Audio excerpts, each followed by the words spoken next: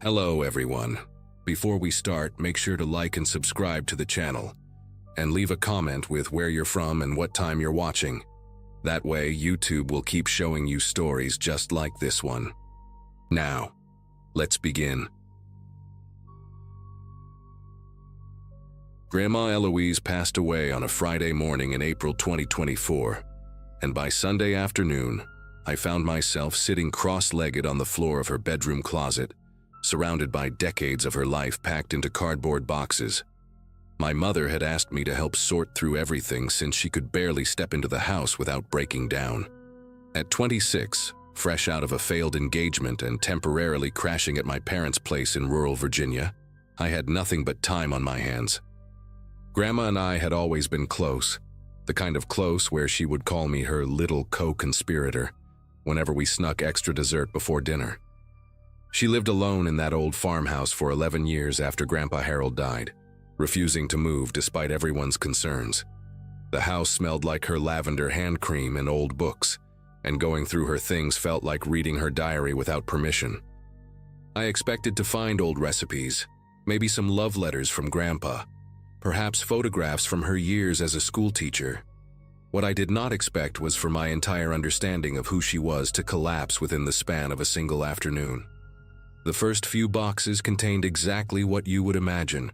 Report cards she had saved from students who had written sweet notes on the back, Christmas cards dating back to the 70s, receipts she had kept for absolutely no logical reason.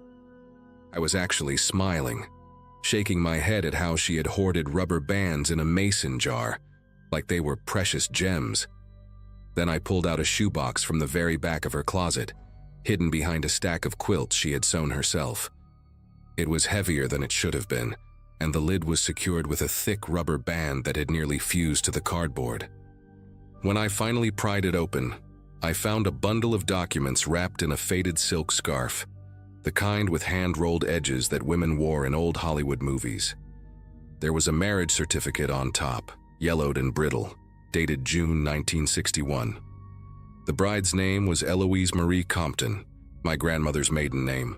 But the groom was not Harold Weston, the man I had called Grandpa my entire life. The name typed in careful black letters was Vincent Agostino, and seeing it there made me feel like I had just stepped through a trap door into a room that was never supposed to exist. I sat there for a long time just staring at that certificate, trying to make it fit into the story of my grandmother that I had known my whole life.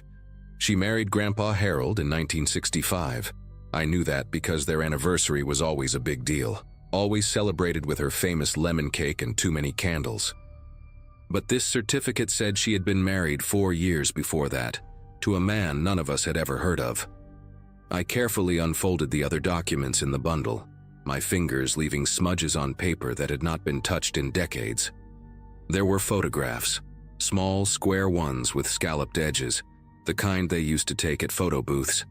My grandmother, impossibly young, maybe 19 or 20, with victory rolls in her dark hair and red lipstick that photographed almost black. And next to her, a man with slicked back hair, a sharp jaw, and eyes that looked like they were keeping secrets even in a snapshot. He was handsome in a dangerous way, the kind of handsome that mothers warned their daughters about. On the back of one photo, in my grandmother's careful cursive, were the words, "V and me, Coney Island, June 1961. Beneath the photographs, I found newspaper clippings, brittle and brown at the edges, folded into small squares like someone had been hiding them for a very long time. The first one was from the Brooklyn Daily Eagle, dated March 1963. The headline read, "Local businessman sought for questioning in warehouse fire." There was no photo, but the article mentioned a Vincent Agostino, age 24, believed to be connected to the Marano crime family operating out of Red Hook. 3 men had died in that fire. The article said investigators suspected arson, that the warehouse had been used as a front for illegal gambling operations, and that Agostino had not been seen since the night of the blaze. I read it 3 times, waiting for the words to change, waiting for some other Vincent Agostino to appear, a different man with the same name, a coincidence that would let me keep my grandmother intact. But the next clipping was worse. It was from 2 weeks later, a smaller article buried on page 6, reporting that Vincent Agostino was now considered a missing person. His car had been found abandoned near the docks in Staten Island, doors open, keys still in the ignition. There was blood on the front seat. He was never seen again. My hands moved on their own after that, pulling out more papers, more secrets. There was a letter, handwritten on plain white paper, no envelope, no date. The handwriting was jagged, hurried, nothing like my grandmother's elegant script. It read, "Ellie, by the time you read this, I will be gone. Do not look for me. Do not ask questions. Forget you ever knew my name. They will come asking and you must tell them nothing. You were never my wife, we never met. Burn this letter and everything else. I am sorry for what I brought into your life. V." She had not burned it.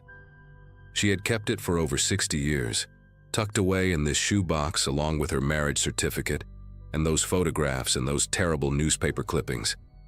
I tried to imagine her as a young woman, barely 22 years old, receiving this letter, realizing that her husband was either dead or running for his life, and that she could never speak of him again. I tried to imagine the fear she must have felt, the grief she could not share with anyone, the weight of pretending he had never existed. At the very bottom of the shoebox, beneath everything else, I found a small spiral notebook with a faded green cover.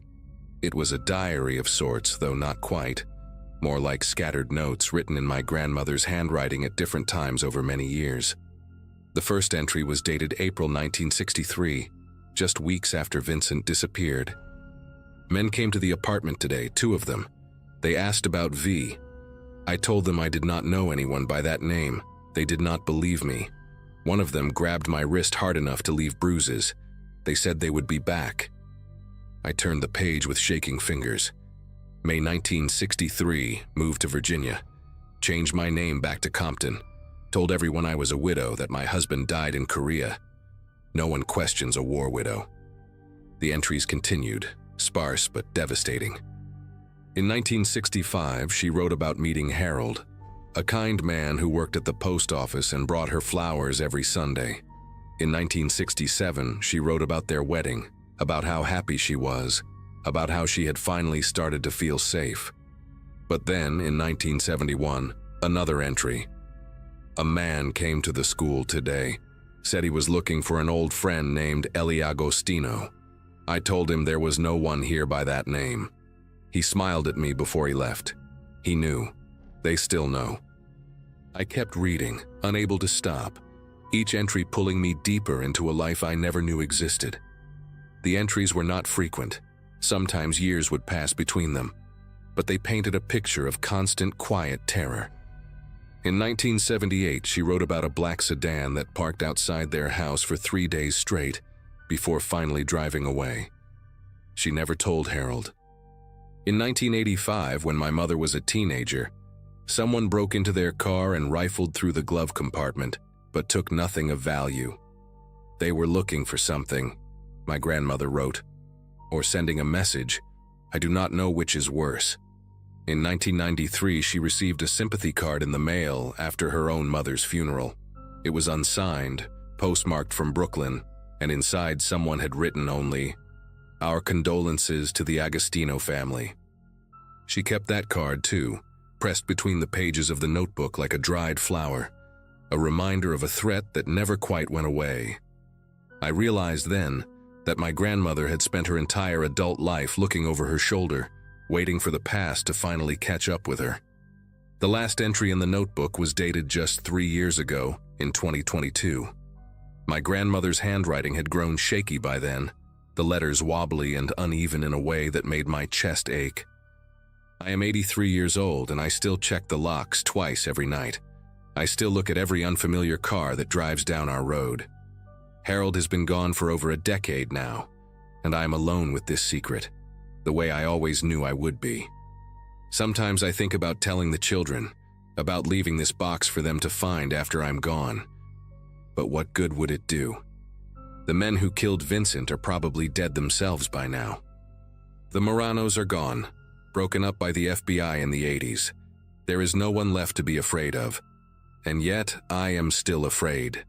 I have been afraid for 60 years, and I do not know how to stop. Maybe when I die, the fear will finally die with me. Maybe that is the only way it ends. I closed the notebook and pressed it against my chest, and I sat there in my dead grandmother's closet and cried for the terrified young woman she had been, and for all the years she spent carrying this weight alone. I do not know how long I stayed in that closet. The light coming through the bedroom window had shifted from afternoon gold to the soft gray of early evening by the time I finally pulled myself together. I put everything back in the shoebox, the certificate, the photographs, the clippings, the letter, the notebook, and I carried it downstairs to the kitchen table.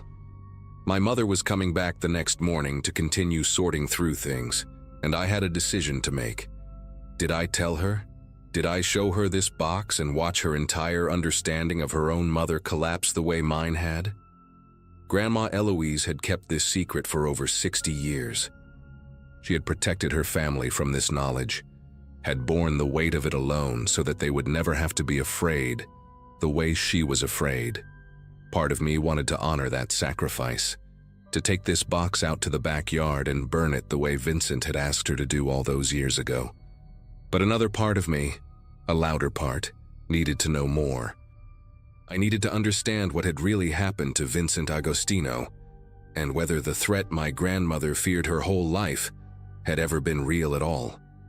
I spent that night at the kitchen table with my laptop, falling down a rabbit hole of old newspaper archives and genealogy websites and true crime forums dedicated to organized crime in mid-century New York. The Marano family had been real, a small but violent outfit that operated out of Brooklyn from the late 40s until the FBI dismantled them in 1987.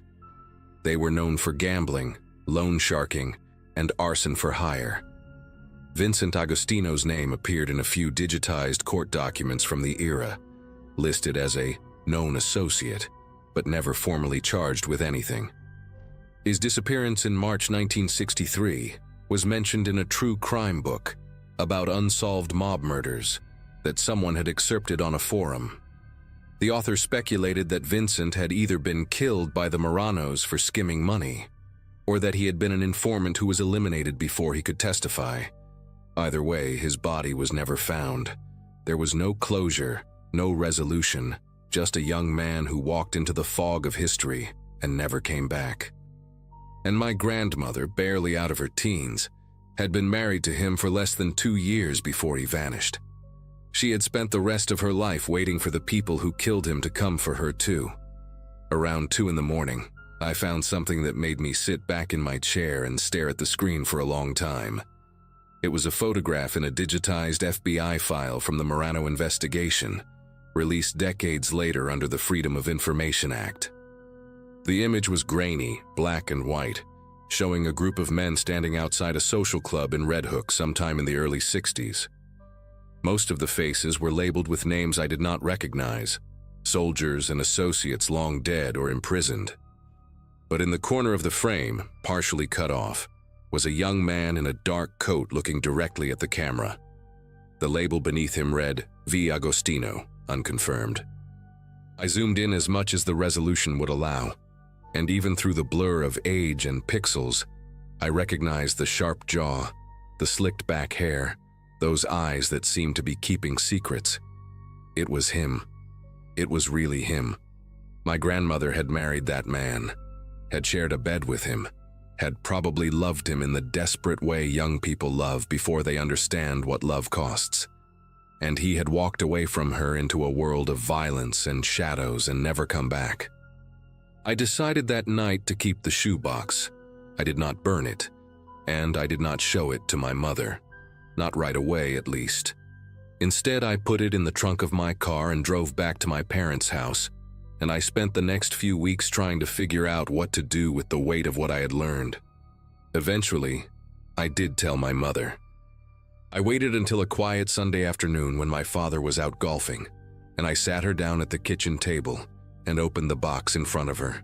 She cried, of course. She asked questions I could not answer. She looked at the photographs of her mother as a young bride and said she did not recognize the woman in them. But she also said something that has stayed with me ever since. She said, "All those years I thought she was just anxious. I thought she was paranoid about nothing. But she was protecting us. She was carrying all of this so we would never have to. We decided together to keep the secret within our immediate family. There was no point in telling my aunts and uncles, no reason to shatter their image of Grandma Eloise when she had worked so hard to build it. The Moranos were gone. Vincent was gone. The only person left who had been afraid was gone too. We let the fear die with her, the way she had hoped it would. I still have the shoebox. It sits on the top shelf of my closet now, behind a stack of old yearbooks and photo albums from college. Sometimes late at night when I cannot sleep, I take it down and look through its contents again. I study the photographs of my grandmother as a young woman, trying to find some trace of the fear that would come to define her life. But all I see is hope.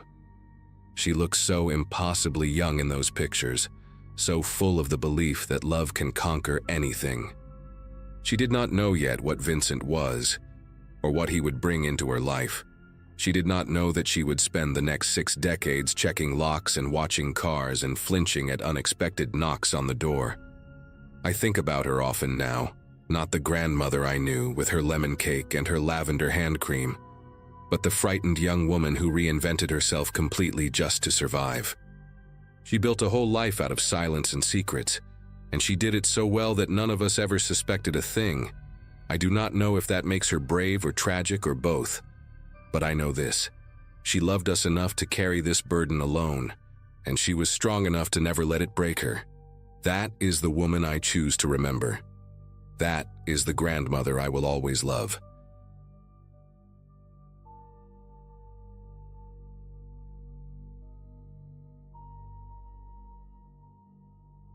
A cream-colored envelope changed everything, though I did not know it yet when I pulled it from the mailbox 5 days after we buried Dad.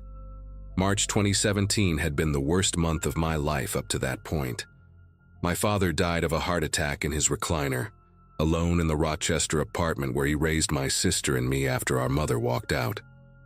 I was 24, working at a small accounting firm downtown, and my sister Tessa had just turned 22, still finishing her nursing degree while pulling night shifts at an assisted living facility. We were broke, grieving, and completely unprepared to handle the logistics of death. Dad never talked about what he wanted for a funeral, never talked about money, never talked about anything personal really. His past was the one subject guaranteed to make him leave the room. Grandparents, aunts, uncles, cousins, none of them existed as far as we knew. He raised us like he had appeared from nowhere, a man without a history, and we stopped asking questions years ago because the silence that followed hurt too much. The letter inside that envelope came from Scottsdale, Arizona, written in elegant cursive on thick stationery that smelled faintly of lavender. A woman named Lorraine Prescott claimed to be our grandmother, our father's mother, someone whose existence he had hidden from us our entire lives. She wrote that she and her husband Donald had been searching for us for years, that our father cut off all contact when he left home decades ago, and they never understood why. She found out about his death through an obituary search online, and her letter overflowed with grief and regret and desperate hope. At the bottom, she included a phone number and a photograph of 2 silver-haired people standing in front of a beautiful Adobe-style house surrounded by desert flowers. I remember holding that photo in the dim kitchen light, boxes stacked around me, searching their faces for something familiar. The woman had Dad's jaw, that same stubborn set to it. The man had his forehead, broad and lined. Tessa came up behind me and looked at the picture without saying anything for a long time.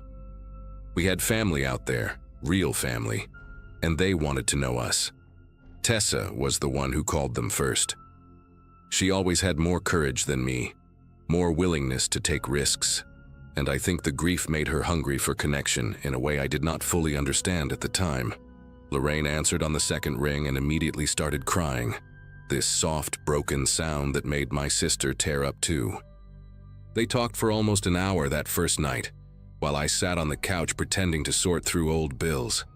Listening to Tessa describe our childhood, our father, the life we had lived without knowing they existed. Lorraine sounded warm and gentle, asking questions about our jobs, our health, our dreams for the future. She kept saying how much we sounded like our father, how happy she was to finally hear our voices.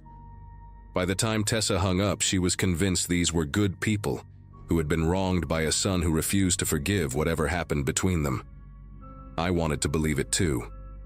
We were orphans now, both parents gone, and the idea of grandparents felt like a life raft in the middle of a dark ocean. Over the following weeks, the phone calls became a regular occurrence, sometimes with Lorraine, sometimes with Donald, occasionally with both of them on speakerphone. They asked about everything, our favorite foods, our allergies, whether we had any health problems growing up. Lorraine mentioned that heart disease ran in the family and urged us to get checkups, said she worried about us now that our father was gone. Donald talked about his own health struggles, a kidney condition that required dialysis 3 times a week, and how grateful he was for modern medicine. They offered to help with our father's remaining debts, sent a check for $5,000 that arrived in a padded envelope with another handwritten note. We deposited it feeling guilty and relieved at the same time. When they invited us to visit them in Arizona for a week, all expenses paid, Tessa accepted before I could even think of a reason to hesitate. Part of me felt uneasy, a small voice asking why Dad had cut these people off so completely, but I pushed it down. I told myself he was just a difficult man who held grudges. I told myself we deserved this chance at having a family again. We flew into Phoenix on a Friday afternoon in late April, and Donald picked us up at the airport in a silver Mercedes that still had that new car smell. He was thinner than he looked in the photograph, his skin carrying a grayish tint that I now recognize as the pallor of someone whose kidneys are failing. But his handshake was firm and his smile seemed genuine, crinkling the corners of his pale blue eyes as he loaded our bags into the trunk. Lorraine was waiting at the house with a spread of food that could have fed 10 people. Homemade lasagna and fresh bread, and a chocolate cake she said was our father's favorite when he was a boy. Their home was even more beautiful than the picture suggested, all terracotta tiles and high ceilings and windows that looked out onto the desert mountains. They had prepared a guest room for each of us, decorated with fresh flowers and soft towels and little baskets of toiletries. Everything felt too perfect, like a movie set designed to make us feel welcome. But I chalked it up to wealth and eagerness. These people had money and they wanted to impress the grandchildren they had never met. The first 2 days were wonderful, or at least they seemed that way on the surface. Lorraine took us shopping and bought Tessa a turquoise necklace that cost more than my monthly rent. Donald showed us his vintage car collection in the garage, 5 gleaming vehicles that he polished himself every Sunday morning. They told us stories about our father as a child, how he loved baseball and hated vegetables, how he used to build model airplanes in his room for hours. I learned that he had a dog named Chester who died when he was 12, and that he cried for a week straight. These details made me ache for the man I had lost, and also made me angry at him for keeping this from us. On the second night, Donald mentioned casually that he had scheduled us appointments at his personal physician's office for Monday morning. Just routine checkups, he said, since we were in town and it was important to know our family medical history. He would cover the cost, of course. Lorraine nodded and added that the doctor could run some blood work, check our kidney function and liver health, make sure we were in good shape. Tessa thanked them without hesitation. I said nothing, but something cold settled into my chest that I could not name. Monday morning came, and Donald drove us to a medical complex on the east side of Scottsdale, a sleek building with tinted windows and a lobby that looked more like a luxury hotel than a clinic. The physician, a tall man named Dr. Ashford with a silver goatee and an expensive watch, greeted Donald like an old friend. They shook hands and exchanged small talk about golf, while Tessa and I sat in the waiting room filling out paperwork. The forms asked detailed questions about our medical history, surgeries, medications, family illnesses going back 3 generations. There was an entire section about organ donation preferences, and whether we had ever been tested for tissue compatibility. I stared at those words for a long time. my pen hovering above the page. When I asked the receptionist why they needed this information for a routine checkup, she smiled and said it was standard procedure, nothing to worry about. Dr. Ashford called us back one at a time. He examined me thoroughly, more thoroughly than any doctor ever had, checking my blood pressure, listening to my heart, pressing on my abdomen with cold fingers. He drew 6 vials of blood and asked me to provide a urine sample. Before I left, he mentioned that he wanted to schedule an ultrasound of my kidneys for later in the week, just to establish a baseline for future reference. I found Tessa in the waiting room looking pale and quiet, her arm wrapped in a bandage from her own blood draw. She said Dr. Ashford had asked her strange questions, things like whether she smoked or drank heavily, whether she had ever had hepatitis, whether she would consider being a living donor someday if a family member needed help. She laughed when she told me, said he was probably just being thorough, but her laugh sounded hollow. On the drive back to the house, Donald talked about how important family was, how blood relatives had a responsibility to take care of each other, how his own brother had saved his life years ago by donating bone marrow when Donald had leukemia. Lorraine sat in the passenger seat nodding along, occasionally glancing back at us with an expression I could not read. That night I lay awake in my guest room, staring at the ceiling fan spinning slowly above me, replaying every conversation we had since that first letter arrived, the questions about our health, the insistence on checkups, Donald's kidney disease, the forms asking about tissue compatibility. A picture was forming in my mind, ugly and impossible, and I wanted desperately to be wrong. The next morning I woke up early before anyone else in the house was stirring, and I did something I am not proud of. I went into Donald's study, a wood-paneled room at the end of the hallway that he had shown us briefly on our first day, and I searched through his desk. My heart was pounding so hard I could hear it in my ears, and every creak of the floorboards made me flinch. In the bottom drawer, beneath a stack of financial documents and old photographs, I found a folder labeled with our names. Inside were printed copies of our social media profiles, screenshots of posts going back years, a timeline of our lives pieced together from public information. There were notes in Lorraine's handwriting about our jobs, our addresses, our relationship statuses. And there was a letter from a transplant center in Phoenix, dated 2 months before our father died, informing Donald that he had been moved up the kidney transplant waiting list, but that a living donor would significantly improve his chances and reduce wait time. A highlighted section noted that first-degree relatives, particularly younger, healthy adults, were ideal candidates. My hands went numb. I could not feel my fingers as I placed everything back exactly where I found it. I spent the rest of that day pretending nothing had changed, smiling at breakfast, nodding along to Lorraine's stories about her garden club, watching Donald with new eyes as he moved slowly through the house. Every kind gesture now looked like manipulation. Every warm word sounded like a transaction. That afternoon, Lorraine suggested we all look through old family photo albums together, and I sat on the couch between her and Tessa while she turned page after page of faded pictures. There was our father as a baby, as a toddler, as a gap-toothed child squinting into the sun, and then around age 15 the photos stopped. Lorraine's voice got tight when she reached those empty pages. She said our father changed when he was a teenager, became distant and angry, and one day he simply left and never came back. I asked her why, what happened, and she exchanged a glance with Donald that lasted half a second too long. She said she never understood it, that some children just reject their parents for no reason. But I saw something flicker behind her eyes, a shadow of something she was not telling us. That night, while Tessa was in the shower, I pulled her into my room and told her everything I had found. She stared at me like I had lost my mind. Then slowly, horribly, her face crumpled as she realized I was telling the truth. We left the next morning. I told Lorraine that Tessa had gotten a call from work, some emergency at the nursing home that required her to come back early, and we needed to catch the first flight out. Lorraine's face did something complicated when I said it. A flash of panic quickly smoothed into concern. She insisted on driving us to the airport herself, said Donald was not feeling well enough for the trip. The ride was excruciating. 40 minutes of small talk and strained silences while my sister gripped my hand so tight I thought she might break my fingers. At the terminal, Lorraine hugged us both and told us she loved us, that she hoped we would come back soon. That family was the most important thing in the world.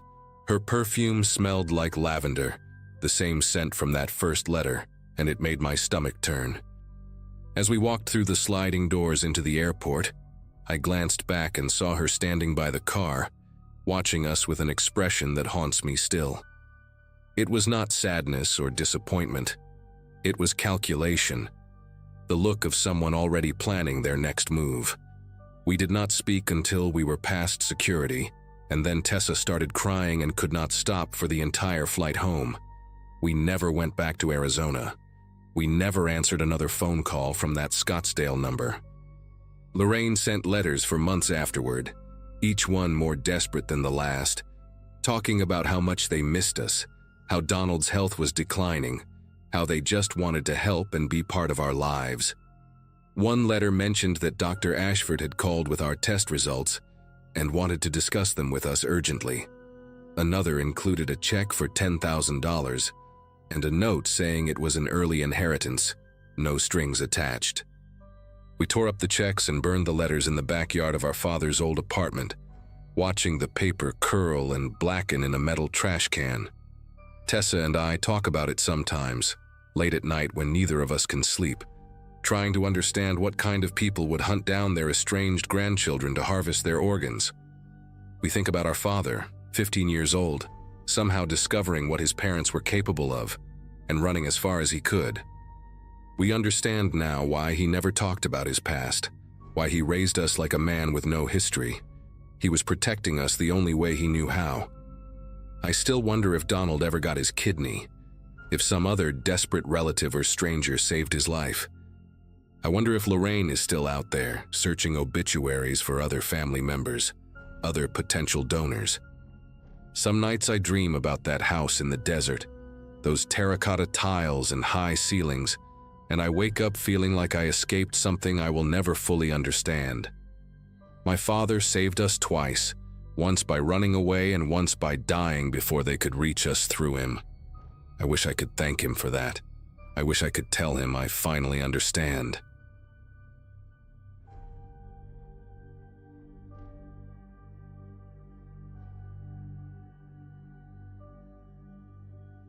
Nobody in my family wanted to deal with Grandpa Warren's house after the funeral, so the job fell on me. I was 34, recently divorced, sleeping on my buddy's couch in Harrisburg, and technically unemployed, which apparently made me the perfect candidate. The old man had lived alone in that place in rural Pennsylvania for over 40 years, collecting everything he ever touched, and the house needed to be cleared before the estate sale in April. I drove out there on a Friday morning in March 2023, expecting maybe 2 weeks of work. The house smelled exactly like I remembered from childhood visits, that mix of old wood, mothballs, and something faintly metallic that I always associated with the basement. Same floral wallpaper in the kitchen, same grandfather clock in the hallway that had been stuck at 3:47 for as long as I could remember. Started upstairs with the easy stuff, clothes and books and old photo albums, but I knew the basement was going to be the real nightmare. Everyone in the family knew about that basement. Grandpa had been shoving things down there since the early 80s. I spent the first 2 days just creating walkways through the mess, broken furniture, dead appliances, towers of magazines and newspapers that reached the ceiling in some spots. My aunt had warned me it would be bad, but she had no idea.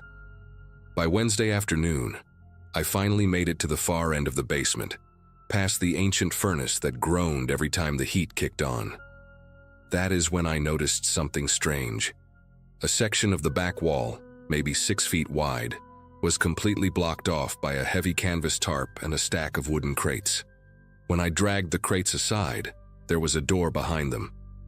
Not a regular interior door, but a thick metal one, like something you would see on a storage unit, with a heavy padlock holding it shut.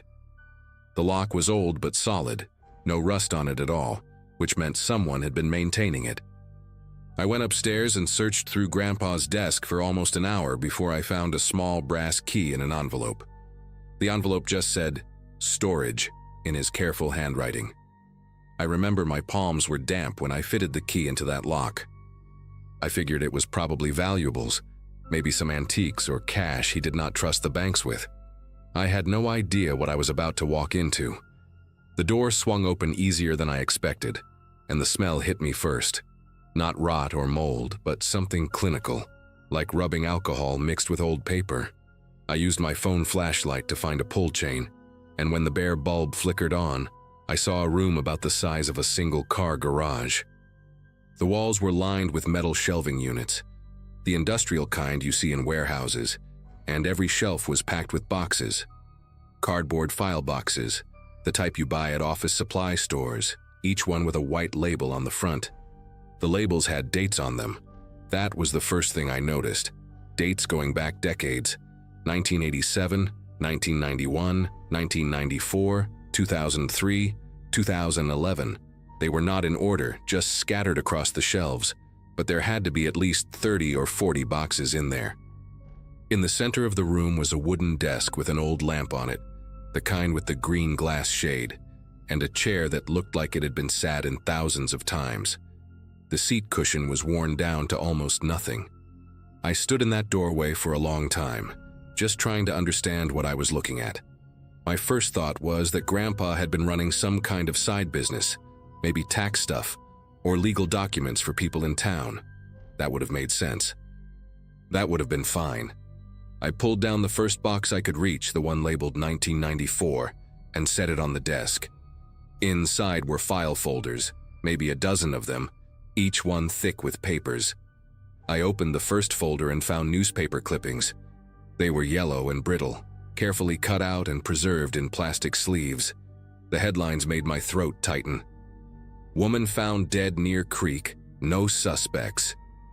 Police baffled by brutal slaying in Westmoreland County. Body discovered in wooded area. Investigation ongoing. Every clipping was about a murder.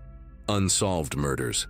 I flipped through the folder, and there had to be 15 or 20 articles in there. All from different newspapers, all from 1994, all about killings that were never solved. At the bottom of the folder, underneath all the clippings, there was a small Ziploc bag. Inside the bag was a silver bracelet with a charm on it, a little heart with the letter M engraved on it. I just stared at it. My brain was trying to come up with an explanation. Maybe Grandpa had been interested in true crime, like those people who follow cold cases as a hobby. Maybe he collected this stuff because he wanted to help somehow. But that bracelet, that was not a newspaper clipping, that was something real, something someone had worn on their wrist. I opened another folder from the same box, more clippings, more unsolved cases, and another Ziploc bag at the bottom. This one had a keychain in it, one of those cheap plastic ones with a photo holder. The photo inside showed a young woman with dark hair smiling at the camera. She looked like she was at a party or a barbecue, holding a red cup. I set it down and opened the next folder. A man's watch, silver band, stopped at 2:17. The next folder had a single earring, gold with a small green stone. Every single folder had something like this at the bottom. Personal items, things that belonged to people. I could feel my heart pounding so hard it was making my vision pulse. I pulled down another box, this one from 2003, and it was the same thing. Clippings about murders in different counties across Pennsylvania, sometimes from Ohio or West Virginia, and always those little bags with items inside. A wedding ring, a hair clip, a set of keys. I counted 8 boxes before I had to stop and sit down in that old chair. The seat was so worn that I could feel the wooden frame underneath. I sat there trying to breathe, trying to think of any explanation that did not lead where my mind was going. That is when I noticed the drawer in the desk. It was locked, but the same brass key from the envelope upstairs fit it. Inside were photographs. Dozens of them, all Polaroids, the old kind with the white border. The first one I picked up showed a crime scene. Yellow police tape, officers standing around, a shape on the ground covered by a white sheet. The photo had been taken from a distance from behind a tree line, like someone was watching from the woods. I flipped to the next one. Another crime scene, different location, same angle. Someone standing at the edge, observing, photographing. There were at least 50 Polaroids in that drawer, and every single one was a crime scene photo taken from outside the official perimeter. Some of them showed the bodies before they were covered. I recognized one of the locations from a newspaper clipping I had just looked at, a wooded area near a creek in Westmoreland County. The article said the body was found by a hiker on a Sunday morning in September 1994. The Polaroid showed the same spot, the same body, but from an angle the police photos never would have captured. Whoever took these pictures had been there. They had been watching. I do not know how long I sat in that room. An hour, maybe more. My phone had died at some point and I had not even noticed. I went upstairs to charge it and splash water on my face, and that is when I saw the calendar on the kitchen wall. Grandpa had kept the same kind of calendar for as long as I could remember. Those big ones with a square for each day where you write appointments. He had a whole stack of old ones in a kitchen drawer, going back years. I do not know what made me start looking through them. Maybe I already knew. Maybe I just needed to see it for myself. I pulled out the 1994 calendar and flipped to September. On the weekend before that woman was found near the creek, there was a note in Grandpa's handwriting. Fishing trip, back Monday. I grabbed the newspaper clipping from downstairs and checked the date. She was found on Sunday, September 18th. According to his calendar, Grandpa was on a fishing trip that whole weekend, left on Friday and came back Monday. I felt sick. I grabbed another calendar, 2003, and cross-referenced it with the clippings from that box. Every single time, every murder, there was a note about Grandpa being out of town, fishing trip, visit cousin in Erie, hardware convention in Pittsburgh, church retreat. I spent the next 3 hours going through every calendar I could find and matching them to the dates in those boxes. 17 years of calendars, and the pattern never broke, not once. When there was a murder in the clippings, Grandpa was always gone that weekend. Always had some excuse written down in his neat handwriting. I started making a list on a piece of paper, 2 columns, one for the murder date and one for his alibi. By the time I got to the bottom of the page, I had 23 entries, 23 unsolved murders across 3 states, 23 weekends where my grandfather was supposedly fishing or visiting family or attending some event. I thought about calling the police right then. I had my phone in my hand, thumb hovering over the keypad, but I did not. I could not. This was the man who taught me how to ride a bike, the man who took me to baseball games and bought me ice cream and sat with me when I had nightmares. I needed more. I needed to be absolutely sure before I destroyed his memory, before I told my mother that her father was a monster. So I kept digging. At the bottom of the desk drawer, underneath all the Polaroids, there was a leather notebook. The cover was cracked and worn, like it had been handled 1,000 times. I opened it and found page after page of handwritten notes, all in Grandpa's careful script, dates, locations, names. Some entries were just a few lines. April 14th, 1991. Route 30, rest stop near Greensburg. Female, late 20s, brown hair, blue Toyota in the parking lot, alone.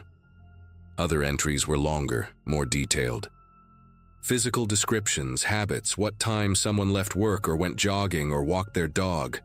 I realized I was looking at surveillance notes. He had been watching these people, studying them, learning their routines. The notebook went on for over 100 pages, and not every entry had a corresponding newspaper clipping. Some of them were just notes, just observations, people he had watched but never acted on, or maybe people whose bodies were never found. I thought I was going to throw up. I actually leaned over the desk expecting it to happen, but nothing came up. My body just shook. I had to put my head between my knees and focus on breathing until the room stopped spinning. When I finally looked up again, I noticed something I had missed before. On the wall behind the desk, partially hidden by one of the shelving units, there was a map. It was a large map of Pennsylvania and the surrounding states, pinned to the wall with thumbtacks. And there were marks on it. Red dots, dozens of them scattered across the region. Some had small dates written next to them in black ink. I recognized some of the locations from the newspaper clippings. Westmoreland County, a spot near the Ohio border, somewhere in the mountains up north. Every red dot was a place where someone had died. I stood there staring at that map for a long time, counting the dots. There were more dots than there were boxes on the shelves. A lot more. Some of the older dots, the ones from the 80s, had faded so much they were almost pink. He had been doing this for decades, maybe since before I was born, maybe since before my mother was born. I thought about every family dinner, every Christmas, every Thanksgiving where Grandpa sat at the head of the table and carved the turkey and told jokes that made everyone laugh. I thought about the way he used to call me champ and ruffle my hair, how he smelled like pipe tobacco and peppermint. This man, this monster, had been hiding in plain sight my entire life, and nobody had ever suspected a thing. I left that room and locked it behind me. I sat on the basement stairs for what felt like hours, just staring at the concrete floor, trying to figure out what to do. Part of me wanted to burn it all, drag those boxes outside, douse them in gasoline, and watch decades of horror turn to ash. Nobody would ever know. Grandpa would stay the kind old man in everyone's memory, and I would carry this secret until I died. But then I thought about those items in the Ziploc bags. The bracelet with the letter M, the keychain with the smiling woman, the wedding ring. Those belonged to real people. People who had families that never got answers, never got closure, spent years wondering what happened to their daughter or sister or wife. I could not take that from them. I could not let Grandpa win one more time. So I called the police. I sat on those basement stairs and dialed 911 and told the dispatcher that I had found something at my grandfather's house, something related to old crimes, and I needed someone to come look at it. The deputy who showed up probably thought I was crazy at first. Some guy rambling about boxes and murder clippings in a secret room. But then I showed him. I watched his face change as he opened those folders and saw the Polaroids and the map. He made some calls, and within 2 hours that house was full of state police and FBI agents. That was almost 2 years ago now. I am still not allowed to talk about the details of the investigation, but I can tell you what became public record. They matched items from those boxes to 14 unsolved murders across Pennsylvania, Ohio, and West Virginia. 14 families who finally learned what happened to their loved ones. The investigators told me there are probably more, cases from the 70s and early 80s where the evidence is too degraded to make a definitive connection. My mother stopped speaking to me after the story hit the news. She says I destroyed her father's memory for nothing, that I must have misunderstood what I found, that there has to be another explanation. There is not. I know what I saw in that room. I know what those calendars said. Some nights I still dream about that map on the wall, all those faded red dots spreading across 3 states like a disease. I think about the fact that he died peacefully in his sleep at 87 years old, surrounded by family, and never answered for any of it. I think about how I sat on his lap as a kid and he read me stories before bed. And I wonder how many other families out there have basements they have never looked in, with doors they have never opened, hiding secrets that would shatter everything they thought they knew.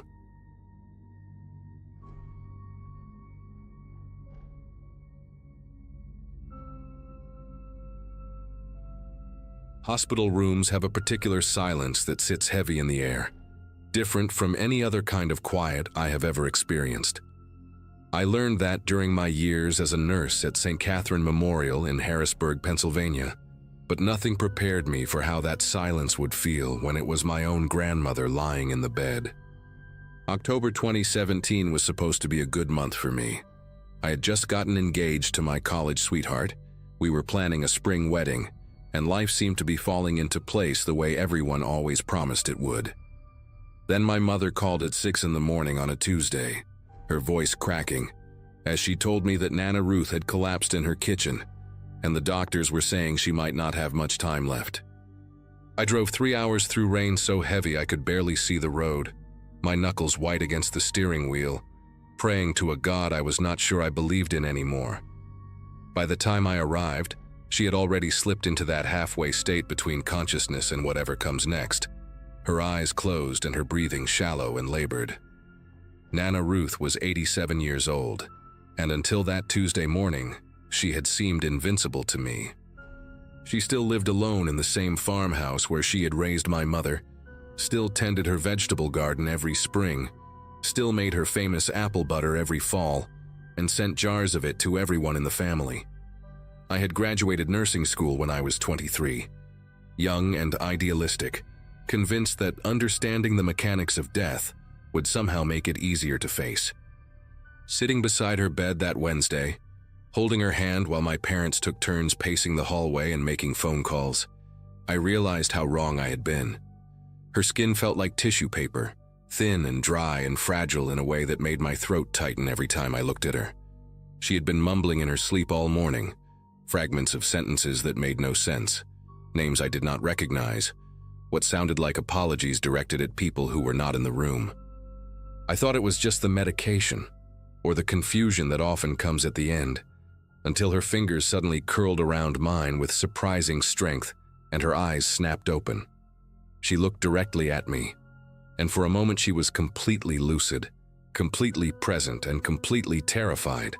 She was not supposed to come home that night, Nana Ruth whispered, her voice dry and cracked like autumn leaves. I leaned closer, thinking I had misheard her, thinking maybe she was still caught in some dream from her past, but her eyes were locked onto mine with an intensity that made me want to pull away. I need to tell you, before I go, I need someone to know. Her grip on my hand tightened even more, her brittle fingernails pressing into my palm hard enough to leave marks. I glanced toward the door, wondering if I should call for my mother, but something in Nana Ruth's expression stopped me. She looked like a woman who had been carrying a weight for so long that her bones had bent around it. And now, at the very end, she was desperate to set it down. I told her it was okay, that she could tell me anything, that I was listening. I had no idea what I was agreeing to hear. She started talking in a voice so low I had to lean my ear close to her mouth, close enough to smell the staleness of her breath and the faint chemical scent of the medications dripping into her arm. She told me about a night in the summer of 1987, a night when she was still living in Waynesboro with my grandfather before he passed. She told me about her neighbor, a woman named Donna Whitmore, who lived in a small blue house at the end of Chestnut Road with her husband and 2 young children. Nana Ruth's voice trembled as she described Donna, a quiet woman with auburn hair, who always wore a silver cross around her neck and who brought over casseroles whenever someone in the neighborhood was sick. She was kind, Nana Ruth said, and something in the way she said it made my chest feel tight. She did not deserve what happened to her, none of it, and I let them blame the wrong person because I was too afraid to speak. I sat there frozen, my heart pounding against my ribs, watching tears leak from the corners of my grandmother's eyes and disappear into the pillow beneath her head. The story came out in fragments, like she was pulling pieces of glass from a wound that had never properly healed. That summer night in 1987, Donna Whitmore was supposed to be visiting her sister in Pittsburgh. Her husband, a man named Gene, had told everyone in the neighborhood that Donna would be gone for the whole weekend. He mentioned it at the hardware store, at the diner, to anyone who would listen. Nana Ruth said she remembered thinking it was strange how often he brought it up, like he wanted to make sure people knew the house would be empty, except for him and the kids. She was sitting on her porch that Friday evening, shelling peas into a metal bowl, when she saw someone walking up the path toward the Whitmore house. It was not Gene. It was a man she recognized from church, someone named Lloyd Becker, who worked at the lumber mill on the edge of town and who had been seen talking to Gene in hushed voices for weeks before that night. Lloyd was carrying something wrapped in a dark cloth, something long and heavy, and he walked with the kind of purpose that made Nana Ruth set down her bowl of peas and watch. She told me she almost called out to him, almost asked what he was doing there when Gene's wife was supposed to be away, but something stopped her, a feeling in her gut, a warning she could not name, a sense that she was seeing something she was not supposed to see. She watched Lloyd disappear around the back of the Whitmore house, and she told herself it was none of her business, that he was probably just there to help Jean with some project, that there was nothing wrong with a man visiting his friend on a Friday night. She went inside and made dinner for my grandfather, and she tried to forget about the way Lloyd had walked, the way his shoulders were hunched like he was bracing for something. It was almost midnight when she heard the screaming. Even 30 years later, lying in that hospital bed, Nana Ruth's face twisted when she described the sound. Raw, animalistic, the kind of scream that does not sound human because humans are not supposed to feel that much pain. The screaming stopped after a few minutes, and then there were sirens, and then the flashing lights of police cars lit up the whole street in red and blue. Donna Whitmore had come home early from Pittsburgh because her sister had gotten sick. She was not supposed to be there, but she was. The police ruled it a burglary gone wrong. Donna had walked in on an intruder, they said, someone who panicked and attacked her before fleeing into the night. Jean played the grieving husband so well that no one thought to look at him too closely. He wept at the funeral. He held his children. He accepted casseroles from the same neighbors who had received them from his dead wife.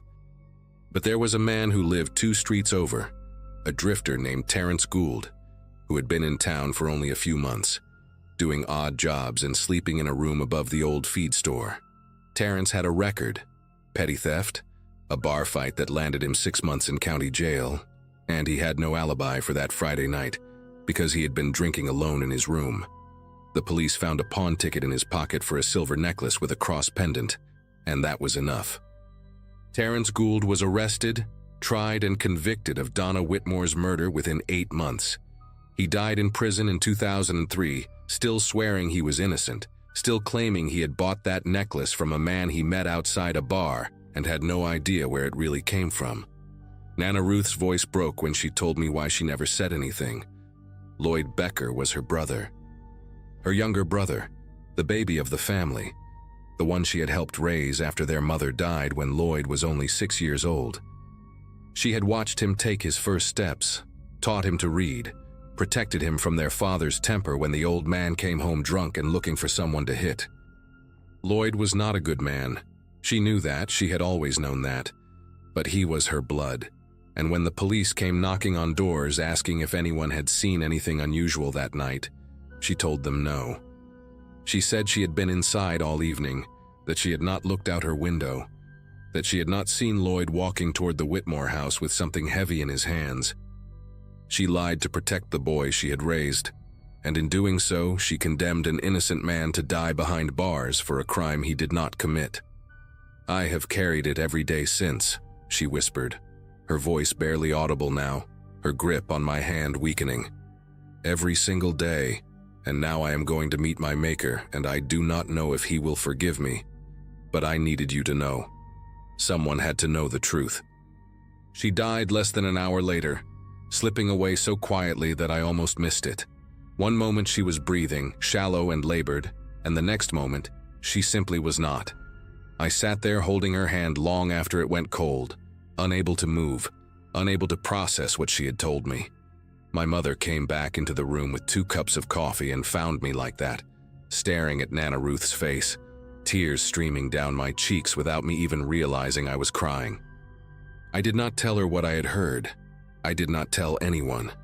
Part of me wanted to believe it was just the ramblings of a dying woman, the confusion of a brain shutting down, memories tangled with dreams and regrets that had no basis in reality. I held on to that hope through the funeral, through the burial in the little cemetery behind the Methodist church, where Nana Ruth had worshipped for 60 years, through the weeks that followed when I tried to return to my normal life and pretend that everything was fine. But I could not stop thinking about Donna Whitmore, about Terence Gould, about a man named Lloyd Becker who walked toward a house with something heavy in his hands on a summer night 30 years ago. It was almost 3 weeks after the funeral when I finally broke down and searched for it online. I told myself I just wanted to prove that Nana Ruth had been confused, that there was no murder on Chestnut Road in Waynesboro in 1987, that the whole story was a fiction her dying brain had constructed from fragments of old television shows and half-remembered news reports. I typed in Donna Whitmore Waynesboro 1987 and hit enter, and the first result made me feel like all the air had been sucked out of the room. There she was, a newspaper photograph from the Waynesboro Herald, grainy and faded, but unmistakably real. Auburn hair, a gentle smile, a small silver cross visible at her throat. The headline read, "Local Woman Slain in Home Invasion," and the date was July 18, 1987. I scrolled through article after article, my hands trembling against the keyboard, reading about the investigation, the arrest, the trial, the conviction. Terrence Gould's mugshot stared back at me from the screen, a thin man with hollow eyes and a look of bewildered terror, like he could not understand what was happening to him. And then I found something that made me stop breathing entirely. A small article from just 2 months earlier, buried in the local news section of the Waynesboro paper. The headline read, "Cold Case Review, 1987. Whitmore Murder Reopened After New Evidence Surfaces." I read that article so many times that I could recite it from memory. A detective named Hank Ellsworth had been assigned to review old cases as part of a state initiative, and when he pulled the Whitmore file, he found inconsistencies that the original investigators had overlooked. The pawn ticket that convicted Terrence Gould had been dated July 19th, one day after the murder.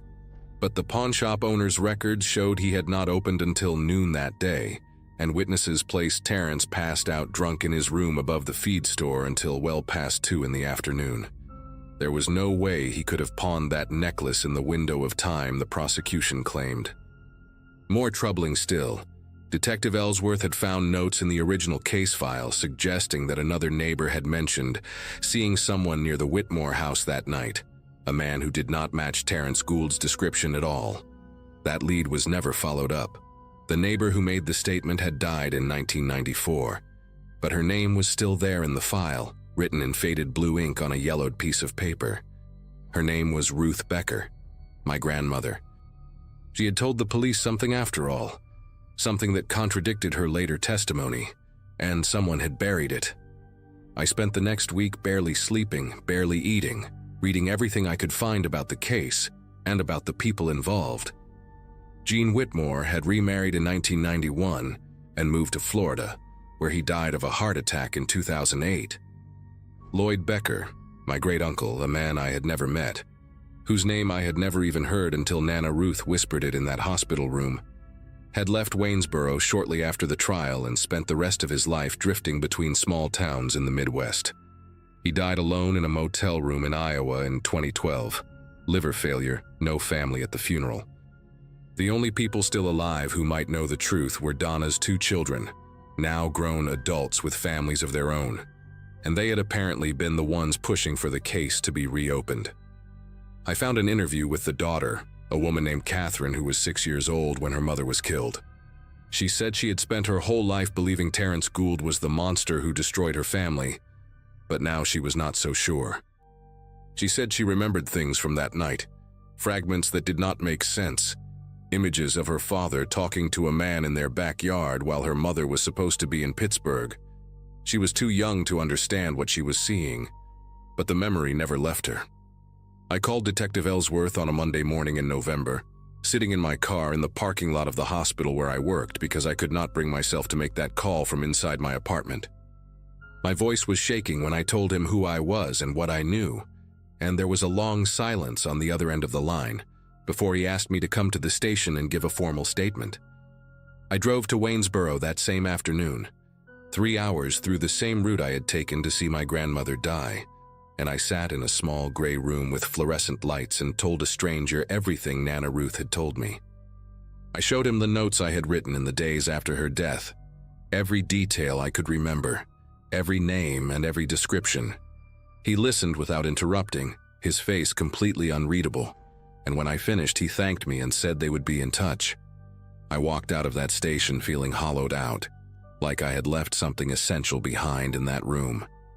I had just destroyed my grandmother's memory, exposed her as someone who let an innocent man rot in prison to protect a killer. But I also knew that Terrence Gould deserved to have his name cleared, even if he was no longer alive to see it. His family deserved to know. Donna's children deserved to know. The truth does not stop mattering just because the people who lived it are gone. The case is still under investigation as of now. Detective Ellsworth told me last month that they are working on officially exonerating Terrence Gould, though these things take time and the wheels of justice turn slowly, especially for a man who has been dead for over 15 years.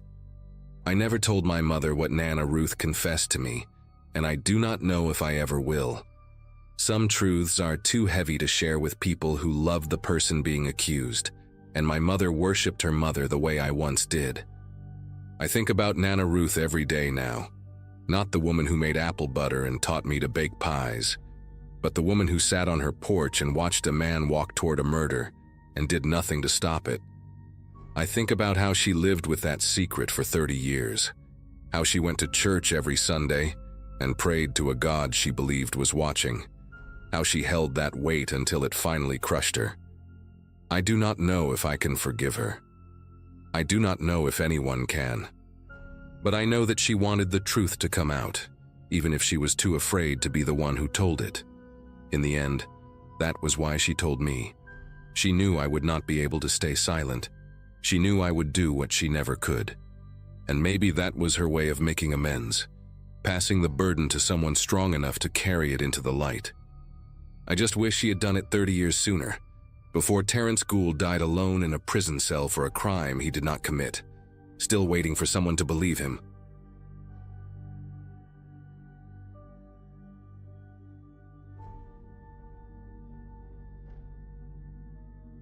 Grandma Evelyn called me on a Wednesday night, said she needed help going through some old boxes in the attic, and asked if I could come stay for the weekend. She sounded strange on the phone, her voice shaky in a way I had never heard before, and Grandpa Howard kept interrupting in the background, saying something I could not make out. They lived on this 40-acre property in rural West Virginia, mostly forest and overgrown farmland, a place that had been in the family since before my mom was born. I had not visited since Thanksgiving 2 years prior, and guilt had been eating at me. So I told her yes, took Friday off work and made the 6-hour drive from Richmond. My friends thought it was sweet that I was helping my elderly grandparents. They had no idea what I was actually walking into. None of us did. If I had known, I would have stayed home and never answered that phone call. I would have let it ring until the voicemail picked up and then deleted it without listening. I pulled up to their property around 4 in the afternoon that Friday, the first week of April, when everything was still brown and dead from winter.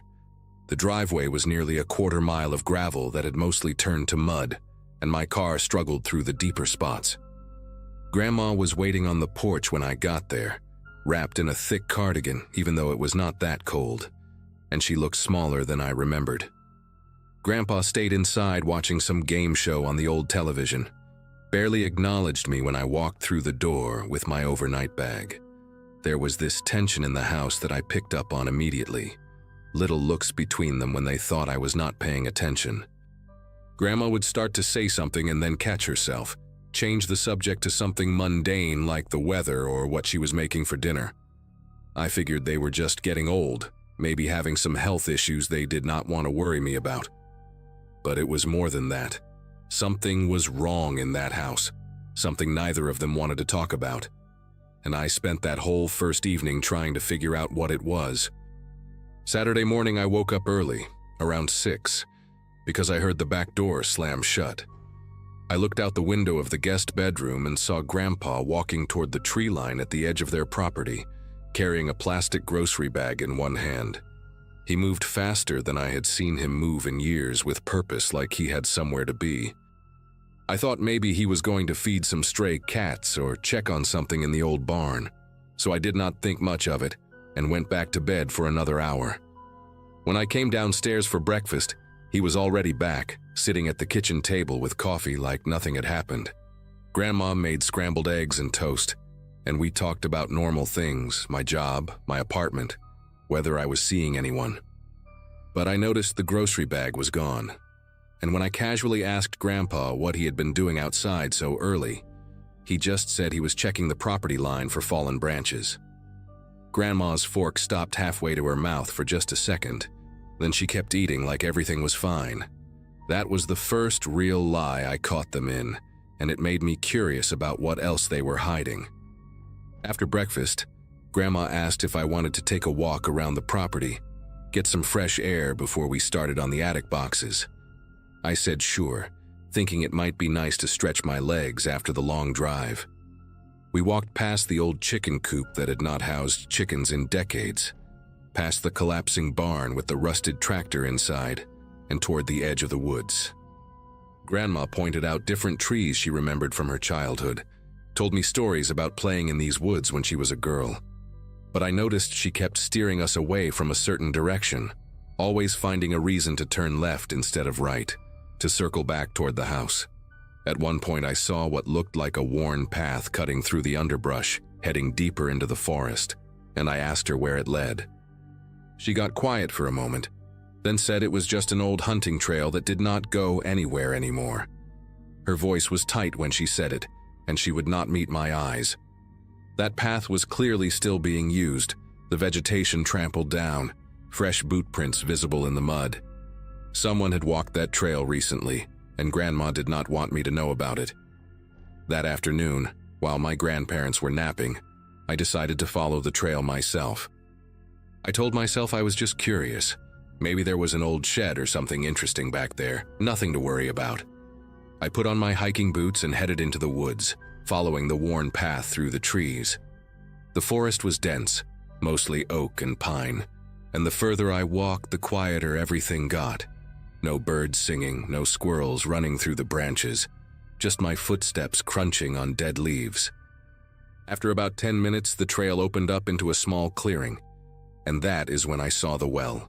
It was an old stone well, the kind you see in pictures from 100 years ago, with a wooden cover that had been placed over the top. The cover looked newer than the well itself, maybe only a few years old, and there were heavy rocks placed on top of it like someone wanted to make sure it stayed closed. But what really got my attention was the structure next to it, half hidden by overgrown bushes. It looked like an old root cellar or storm shelter, a concrete entrance built into a small hill with a rusted metal door that was slightly ajar. I should have turned around right there. Every instinct told me to go back to the house and pretend I never found this place. But I kept thinking about Grandpa sneaking out at dawn with that grocery bag, about Grandma steering me away from this direction, about all the strange looks and half-finished sentences. So I walked over to the shelter and pulled the door open wider. The hinges screamed with rust and a smell hit me immediately, damp earth and something else, something stale and human. I used my phone flashlight to look inside and my heart started pounding so hard I could feel it in my throat. There were stairs leading down into darkness, maybe 8 or 10 concrete steps, and at the bottom I could see a small room. Someone had been living down there. There was a cot with blankets piled on it, empty water bottles scattered on the floor, canned food stacked against the wall, a bucket in the corner that I did not want to think about. And on the walls, written in what looked like marker or maybe charcoal, were words. Sentences. Please. I made myself go down those stairs even though every part of me wanted to run. And I started reading what was written on those concrete walls. The handwriting was messy, desperate. Some of it scratched so hard into the concrete that whoever wrote it must have broken the marker or charcoal more than once. The first thing I read was near the door, at eye level, and it said, "Please don't send me back, they will kill me." No punctuation, no capitals, just raw fear put into words. Further along the wall, there was more. I did what you asked, I stayed quiet. And then, in bigger letters near the cot, "How long do I have to stay here?" There were tally marks scratched into one section of the wall, grouped in sets of 5, and I counted them twice to make sure. 117 days. Someone had been down here for almost 4 months, marking each day, waiting for something. The most recent writing was near the stairs, and it was different from the rest, calmer somehow, more resigned.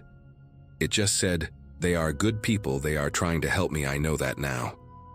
That one disturbed me more than all the desperate pleas combined. It sounded like something a person would write after they had given up, after they had accepted whatever was happening to them. I took pictures of everything with my phone. my hands trembling so badly that half of them came out blurry.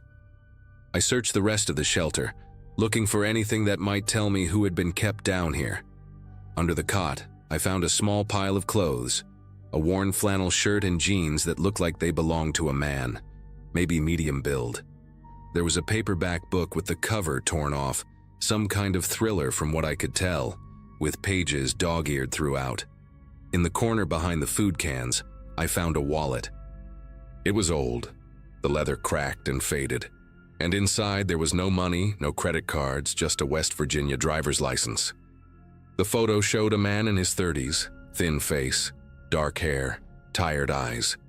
The name on the license was Curtis Allen Webb, and according to the birth date, he would have been 34 when the license was issued. The issue date was 2015, which meant it had expired years ago. I stared at that face for a long time, trying to understand what I was looking at. Who was this man? Why had my grandparents been keeping him in an underground shelter on their property? And where was he now? The cot had not been slept in recently. The blankets were cold, and there was a layer of dust on everything. Whoever Curtis Webb was, he had not been down here for a while, but someone was still maintaining this place, still coming out here. The grocery bag Grandpa had carried that morning had to be connected somehow. I put the wallet in my pocket and climbed back up those stairs, my legs shaking so bad I had to grip the railing to keep from falling. When I got outside, I looked at the well again, really looked at it this time. The wooden cover was thick, solid, built to hold weight. Those rocks on top were not decoration, they were there to keep something in or keep someone out. I walked over and tried to move one of the rocks, but it was heavier than it looked, maybe 40 or 50 pounds. I managed to slide it to the side, then another one until I could lift the edge of the wooden cover just enough to peer inside. The smell that came up was horrible, wet and rotten, like standing water mixed with decay. I shined my phone flashlight down into the darkness, but the well was deep, maybe 30 feet, and I could not see the bottom clearly. There was water down there, black and still, and something floating on the surface. It looked like fabric, maybe cloth, bunched up and waterlogged. I could not tell what it was, and I did not want to know. I dropped the cover back down, shoved the rocks into place, and walked back to the house as fast as I could without running. My grandparents were awake when I got back, sitting in the living room watching television like nothing in the world was wrong. I stood in the doorway for a moment, looking at these two people I had known my whole life, trying to reconcile the grandparents who had taught me to fish and baked me birthday cakes with whatever was happening in that underground shelter. Grandma looked up and smiled at me, asked if I had enjoyed my walk. I said yes, it was nice, and then I went upstairs to the guest room and locked the door. I sat on the bed and pulled out the wallet, stared at Curtis Webb's face on that expired license. I searched his name on my phone, but the signal out there was terrible, barely one bar and nothing would load. I tried different combinations: Curtis Webb, West Virginia, Curtis Webb missing person, Curtis Webb obituary. The pages just kept spinning, never loading, and eventually I gave up. I needed to confront my grandparents, but I had no idea how to even start that conversation. "Hey Grandma, I found your underground bunker and the ID of the man you were keeping prisoner. Want to explain?"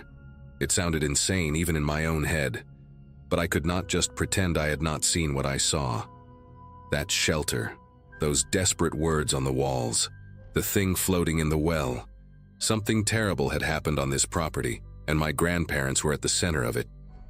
I waited until dinner, sat across from them at the kitchen table while Grandma served meatloaf and mashed potatoes like it was any normal Saturday night. I could barely eat, just pushed the food around my plate, trying to find the right words. Finally, when Grandpa got up to refill his water glass, I pulled out the wallet and set it on the table. Grandma saw it first, and the color drained from her face so fast I thought she might faint. She grabbed the edge of the table with both hands, steadying herself, and whispered something I could not hear. Grandpa turned around, saw the wallet, and his whole body went rigid. For a long moment, nobody spoke.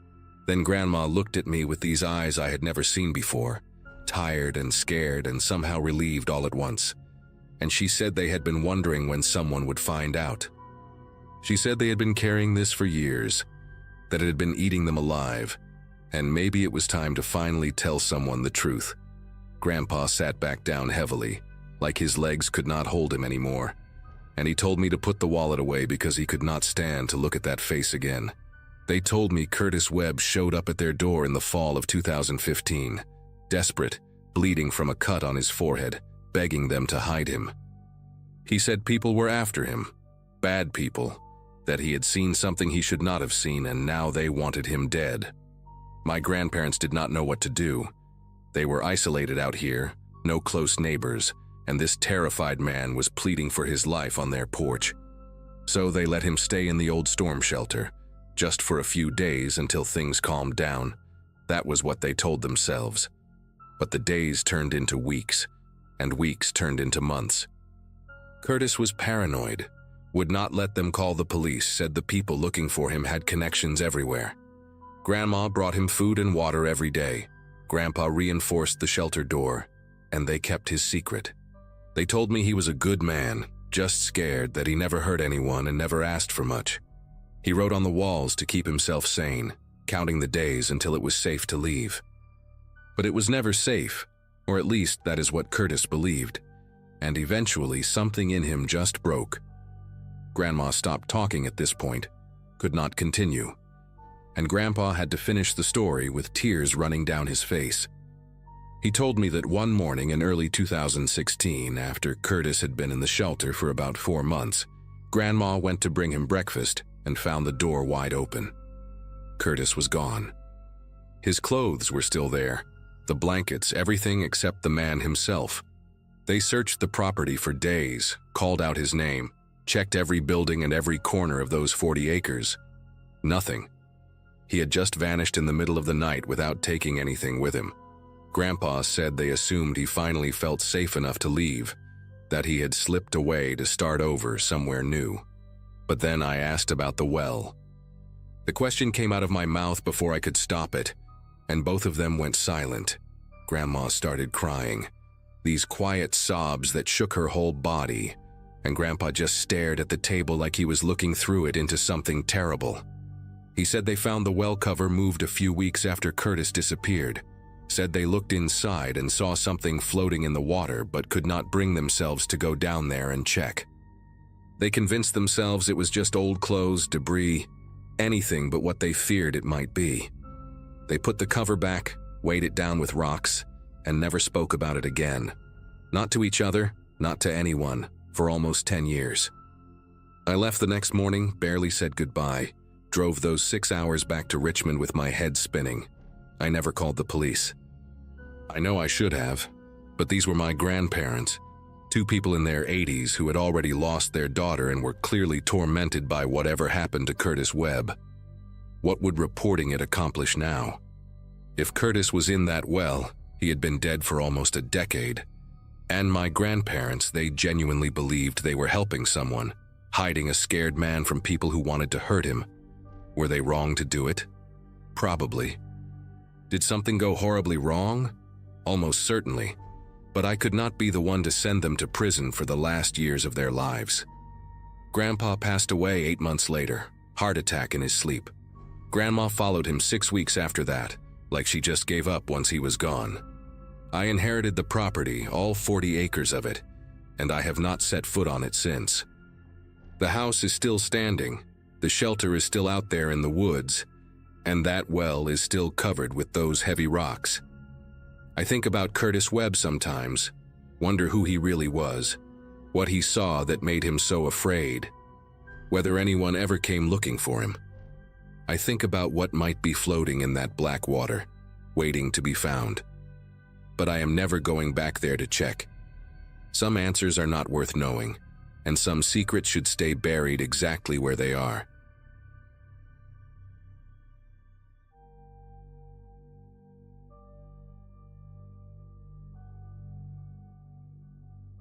My grandmother waited until she was 83 years old to finally tell me the truth.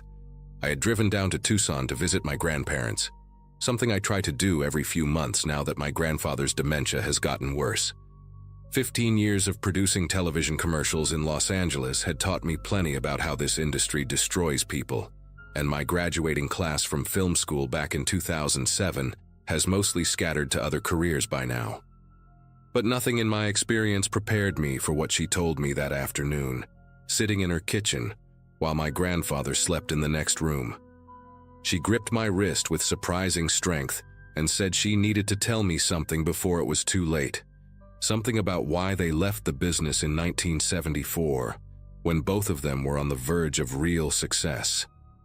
I had always wondered why two people with genuine talent, my grandmother a session singer, and my grandfather a sought-after studio musician, had simply vanished from an industry they loved. The family story was always vague. Something about wanting a quieter life, about raising my mother away from the chaos of Los Angeles. But sitting there watching her face in the afternoon light, I could see she was about to unravel 50 years of carefully constructed silence. She started by asking if I remembered the name Clive Ashford. I told her I did not, and she nodded slowly, like she expected that answer. Clive Ashford, she explained, was a talent manager who operated out of a beautiful office on Wilshire Boulevard during the early 70s.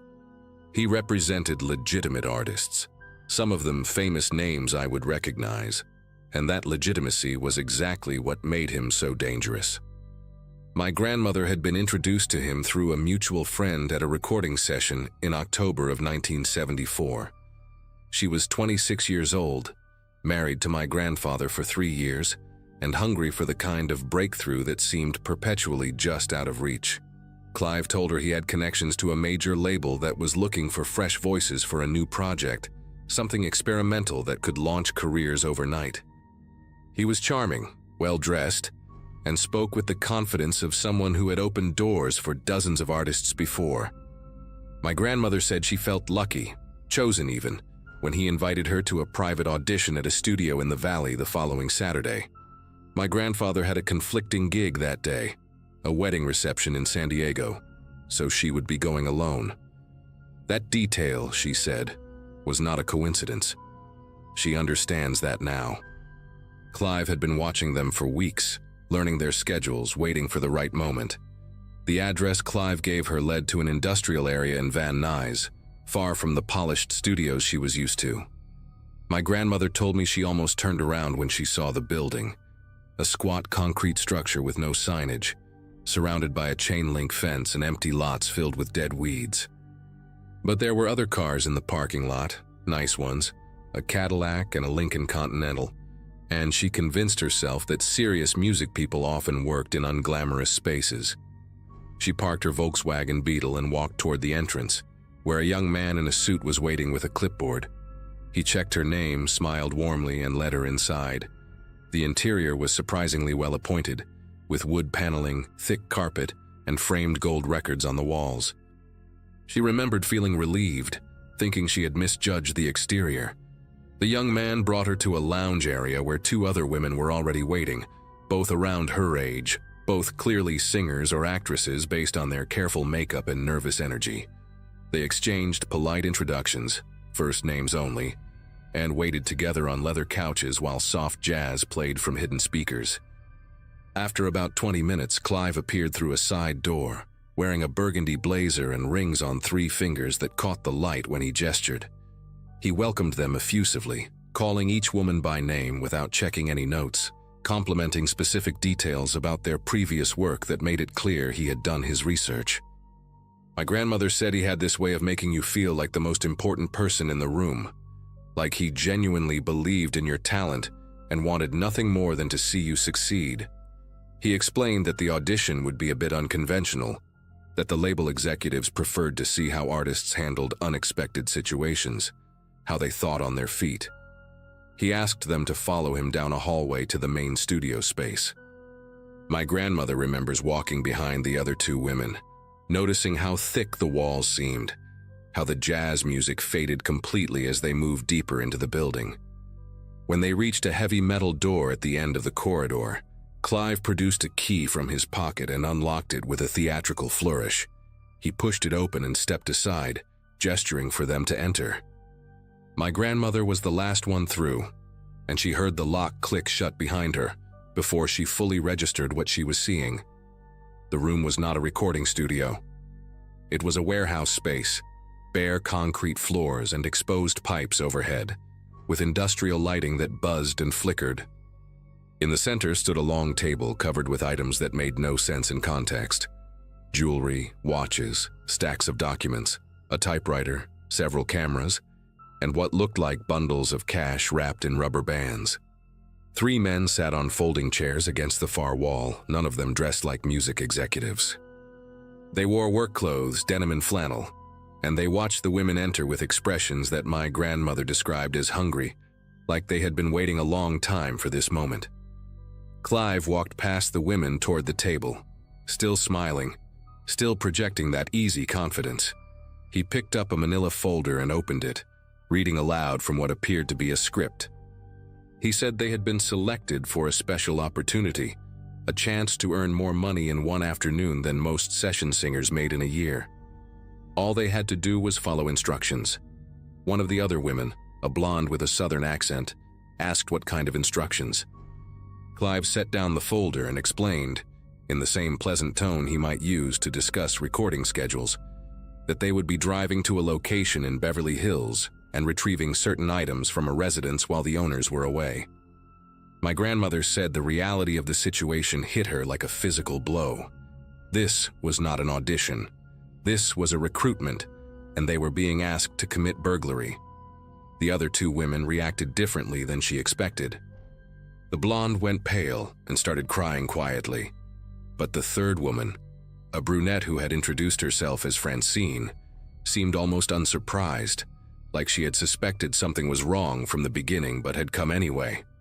Clive continued talking, explaining that the homeowners were out of the country, that the security system had already been disabled by an inside contact, that the whole job would take less than an hour.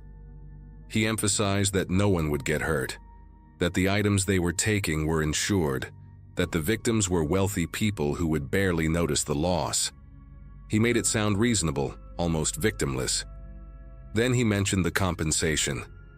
$10,000 each in cash paid immediately upon completion. My grandmother told me that even in her fear, even knowing this was deeply wrong, some part of her brain did the math. $10,000 in 1974 was more than she and my grandfather earned in 6 months combined. She hated herself for even considering it, but that hesitation, those few seconds of temptation, bought her enough time to notice something important about the room they were standing in. There was a second door. It was partially hidden behind a stack of wooden pallets in the corner, painted the same gray as the walls, but she could see the outline of a frame and the glint of a handle. She did not look at it directly, did not want to draw attention, but she mapped its position in her mind while Clive kept talking. He was explaining the logistics now, how they would travel in separate vehicles, how they would enter through a service entrance at the back of the property, how each woman would be responsible for specific items on a list. One of the men against the wall stood up and walked toward them, holding 3 pairs of thin leather gloves. My grandmother accepted hers without making eye contact, feeling the soft material between her fingers, understanding that this was real, that these people had done this before, that they had a system. The blonde woman was openly sobbing now, saying she wanted to go home, that she had a daughter waiting for her. Clive's demeanor shifted for the first time. His smile remained, but something cold entered his voice when he told her that leaving was not an option, that they knew where she lived, where her daughter went to school, that cooperation was the only path forward. The room went silent except for the buzzing lights overhead. My grandmother felt her heart pounding so hard, she worried the men could see it through her blouse. Francine spoke up then, asking practical questions about the timeline, the target address, what kind of vehicle they would be using. My grandmother realized with a sickening clarity that Francine was going to go through with it, that she had already made her decision, perhaps before she even walked into this building. Clive seemed pleased by her cooperation and turned his attention to answering her questions in detail. While he was distracted, my grandmother took a small step backward, then another, positioning herself closer to the hidden door. She was not thinking clearly, operating on pure survival instinct, her body making decisions her conscious mind had not yet approved. The blonde woman suddenly collapsed onto the floor, hyperventilating, and both of the seated men rushed forward to help restrain her. In that moment of chaos, with everyone's attention on the crying woman, my grandmother moved. She crossed the distance to the pallets in 4 quick strides, found the door handle, and pulled. It was unlocked. She slipped through into darkness and ran without looking back, her heels clattering against concrete, her lungs burning, her mind completely blank except for one repeating thought: "Get out, get out, get out." The door led to a narrow corridor that smelled like motor oil and rust. Emergency exit signs glowed red at intervals along the ceiling, and she followed them blindly, stumbling twice on debris she could not see, tearing her stockings on something sharp. She could hear shouting behind her now, male voices echoing off the walls, but she did not slow down. The corridor ended at a metal fire door with a push bar, and she hit it at full speed, bursting out into blinding afternoon sunlight. She found herself in an alley behind the building, dumpsters overflowing with garbage, a stray dog watching her from beside a pile of cardboard boxes. Her Volkswagen was parked on the other side of the building, impossible to reach without being seen, so she made a decision in a fraction of a second and ran the opposite direction, toward the street. She kicked off her heels and sprinted barefoot on hot asphalt, not caring about the pain, not caring about anything except putting distance between herself and that gray concrete room. She reached a busy intersection and flagged down the first car she saw, a station wagon driven by an elderly woman who looked terrified by this barefoot, wild-eyed stranger pounding on her window. My grandmother begged her to drive, said she was being chased, said her life was in danger. The woman hesitated for only a moment before unlocking the door. They drove in silence for several miles before my grandmother felt safe enough to speak. The woman, whose name she never learned, dropped her at a gas station in Burbank, where she called my grandfather from a payphone. She was crying so hard she could barely form words, and he left the wedding reception immediately, driving 90 miles an hour up the freeway to reach her. When he arrived, she told him everything, every detail, sitting in the front seat of his car in that gas station parking lot while the sun went down. My grandfather wanted to go to the police, but my grandmother refused. Clive knew her name, knew where she worked, probably knew where they lived. These were not amateurs running a small-time scam. This was organized, methodical, and clearly not the first time they had done this. She had seen the items on that table, dozens of stolen goods ready for distribution, and she had seen the look in those men's eyes when the blonde woman tried to refuse. Going to the police would mean giving statements, testifying, putting their names in official records that could be accessed by people with connections. She was convinced that cooperation with law enforcement would get them both killed. My grandfather argued with her for hours, but in the end, her fear won out. They went home that night and started packing. Within 2 weeks, they had sold everything they could not fit in their car and driven to Tucson, where my grandfather had a cousin willing to let them stay until they found their footing. They told everyone they were leaving for personal reasons, family obligations, a sick relative who needed care. They canceled recording sessions, broke contracts, burned bridges with producers and labels who had invested time and money in their careers. My grandmother said the hardest part was not the financial loss or the professional destruction, but the silence that followed. For years, she waited for a knock on the door, a threatening phone call, some sign that Clive and his people had tracked them down. It never came. She does not know what happened to the blonde woman or to Francine. She never saw any news reports about a burglary ring being dismantled, never heard the name Clive Ashford mentioned in connection with any criminal investigation. It was as if that afternoon in Van Nuys had been erased from history, existing only in her memory, a wound that never fully healed. She and my grandfather rebuilt their lives in Tucson, found regular jobs, raised my mother in quiet anonymity. They never spoke about what happened, not to each other, not to anyone. My grandfather took the secret to his dementia, and my grandmother carried it alone for 50 years, Until that afternoon in her kitchen, when she finally decided I was old enough and successful enough in the same industry that had nearly destroyed her to know the truth. I drove back to Los Angeles the next day with my head spinning. I spent weeks searching for any trace of Clive Ashford, combing through old newspaper archives, industry records, public databases.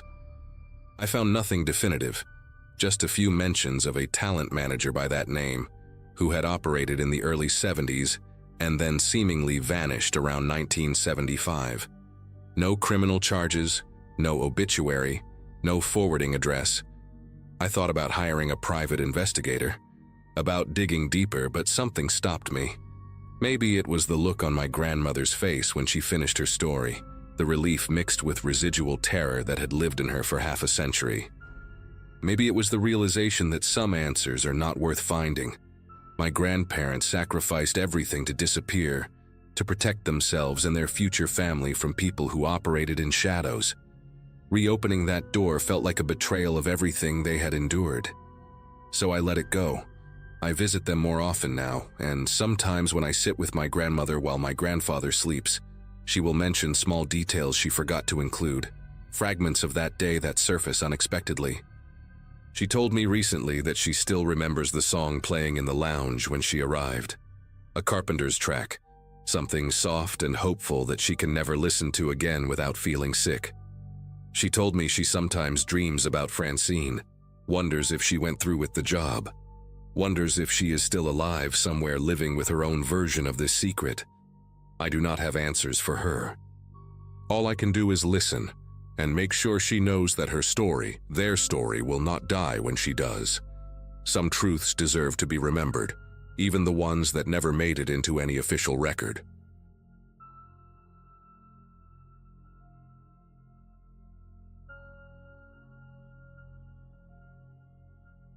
Late summer in 2024 found me staying at my grandmother Edith's house for a few nights, trying to help my mom manage things from a distance. Life had slowed down for me then. Freelance work, no strict schedule, and a lot of quiet hours that made the request feel manageable. Edith lived alone in a modest suburban home, the kind with narrow hallways and doors that never quite lined up right. Her dementia had been getting worse, especially after sunset, but during the day she could still hold a conversation and joke about old TV shows. I told myself this was just family duty, nothing dramatic. The first evening passed with mild confusion, repeated questions and a nervous habit of checking windows. Still, she recognized me, called me by name, and insisted on making tea she forgot to drink. I slept in the guest room, shoes by the bed, just in case she wandered. At that point, fear wasn't part of the equation yet. As daylight faded the next evening, her behavior shifted in a way I hadn't seen before. Edith stopped pacing and instead sat very still at the kitchen table, eyes sharp, listening to every sound in the house. Her voice dropped when she spoke, accusing me of touching her things, moving papers, opening drawers. She asked why I kept checking my phone and who I was reporting to. When I laughed it off, she slammed her hand on the table hard enough to rattle the silverware. The warmth she carried earlier vanished, replaced by something guarded and confrontational. She followed me from room to room, keeping a careful distance, watching my hands. Every light switch I touched earned a comment. By the time I retreated to the bedroom, my chest felt tight with unease I couldn't explain. That night unfolded slowly, stretched thin by the silence of the house. The door to the guest room closed with a soft click that didn't sound like it came from my side. A moment later, metal scraped against metal, deliberate and controlled. Edith's voice came through the door, calm and steady, explaining that she needed to lock it from the outside. She said she couldn't risk letting it move freely once the house settled. I asked what she meant, keeping my voice low so I wouldn't escalate things. She told me I knew exactly what she meant and accused me of pretending. Her footsteps moved away, followed by the sound of another lock turning somewhere down the hall. Sleep never came. I sat on the bed, listening to the house breathe, counting every creak. Morning light spilled into the room through the blinds, ordinary and cruel in how normal it felt. The door opened easily when I tried it, though the frame was gouged with fresh scratches around the lock plate. The metal looked bent, stressed, as if someone had fought it from the outside. Edith stood in the kitchen humming, cheerful, asking why I looked so tired. She remembered nothing about the night, nothing about the locks, nothing about it. When I showed her the damage, she frowned like she'd never seen that door before. The house felt empty in a way I can't fully explain, like something had left quietly before dawn. I packed my bag before lunch, promising to come back soon, knowing I wouldn't sleep another night under that roof. Driving away didn't bring the relief I expected. The image of those scratches stayed vivid, looping in my head every time traffic slowed. By the afternoon, guilt crept in, heavy and persistent, so I returned the same day with groceries and a resolve to stay one more night. Edith greeted me warmly, apologetic for being difficult lately, though she couldn't explain what that meant. I inspected the doors again while she wasn't looking. The damaged locks were still there, deeper than I remembered, like grooves pressed with intent. I told myself stress had sharpened my imagination. As the sun dipped lower, shadows stretched across the hallway and she stopped smiling mid-sentence, eyes narrowing as if she'd heard a voice I couldn't. Dinner went untouched. She asked me to sit where she could see me. Once darkness settled, Edith's alertness returned sharper than before. She whispered instead of speaking, warning me not to move too fast, not to test her patience. Every few minutes she checked the hallway, pressing her ear to the wall, nodding as if listening to instructions. When I suggested calling my mom, her face hardened and she accused me of signaling. She blocked the kitchen doorway with a chair, explaining that pathways mattered at night. The house felt smaller with every adjustment she made, furniture dragged into odd positions, lamps unplugged. When I finally excused myself to the bedroom, she followed, standing just far enough away that I couldn't read her expression clearly. The door closed between us, and I waited for the sound I dreaded. This time the locks came quickly, firm clicks followed by the unmistakable scrape of force. Edith spoke through the door again, steady and patient, saying tonight was worse, that it was learning. She said she could hear it breathing near the vents, and that it copied footsteps when it moved. I asked her to unlock the door, trying to reason, but she only replied that love sometimes meant restraint. Something brushed the other side of the door, slow and deliberate, not heavy, but intentional enough to make my pulse race. The ceiling vent rattled once, then fell silent. I sat on the floor until my legs went numb, listening to her whisper instructions to someone who wasn't there. Morning arrived muted and gray. Edith slept in her chair, hands folded, peaceful. She laughed when I asked about the night, insisting she'd gone to bed early. The scratches on the lock were worse, curling outward like metal peeled back with fingernails.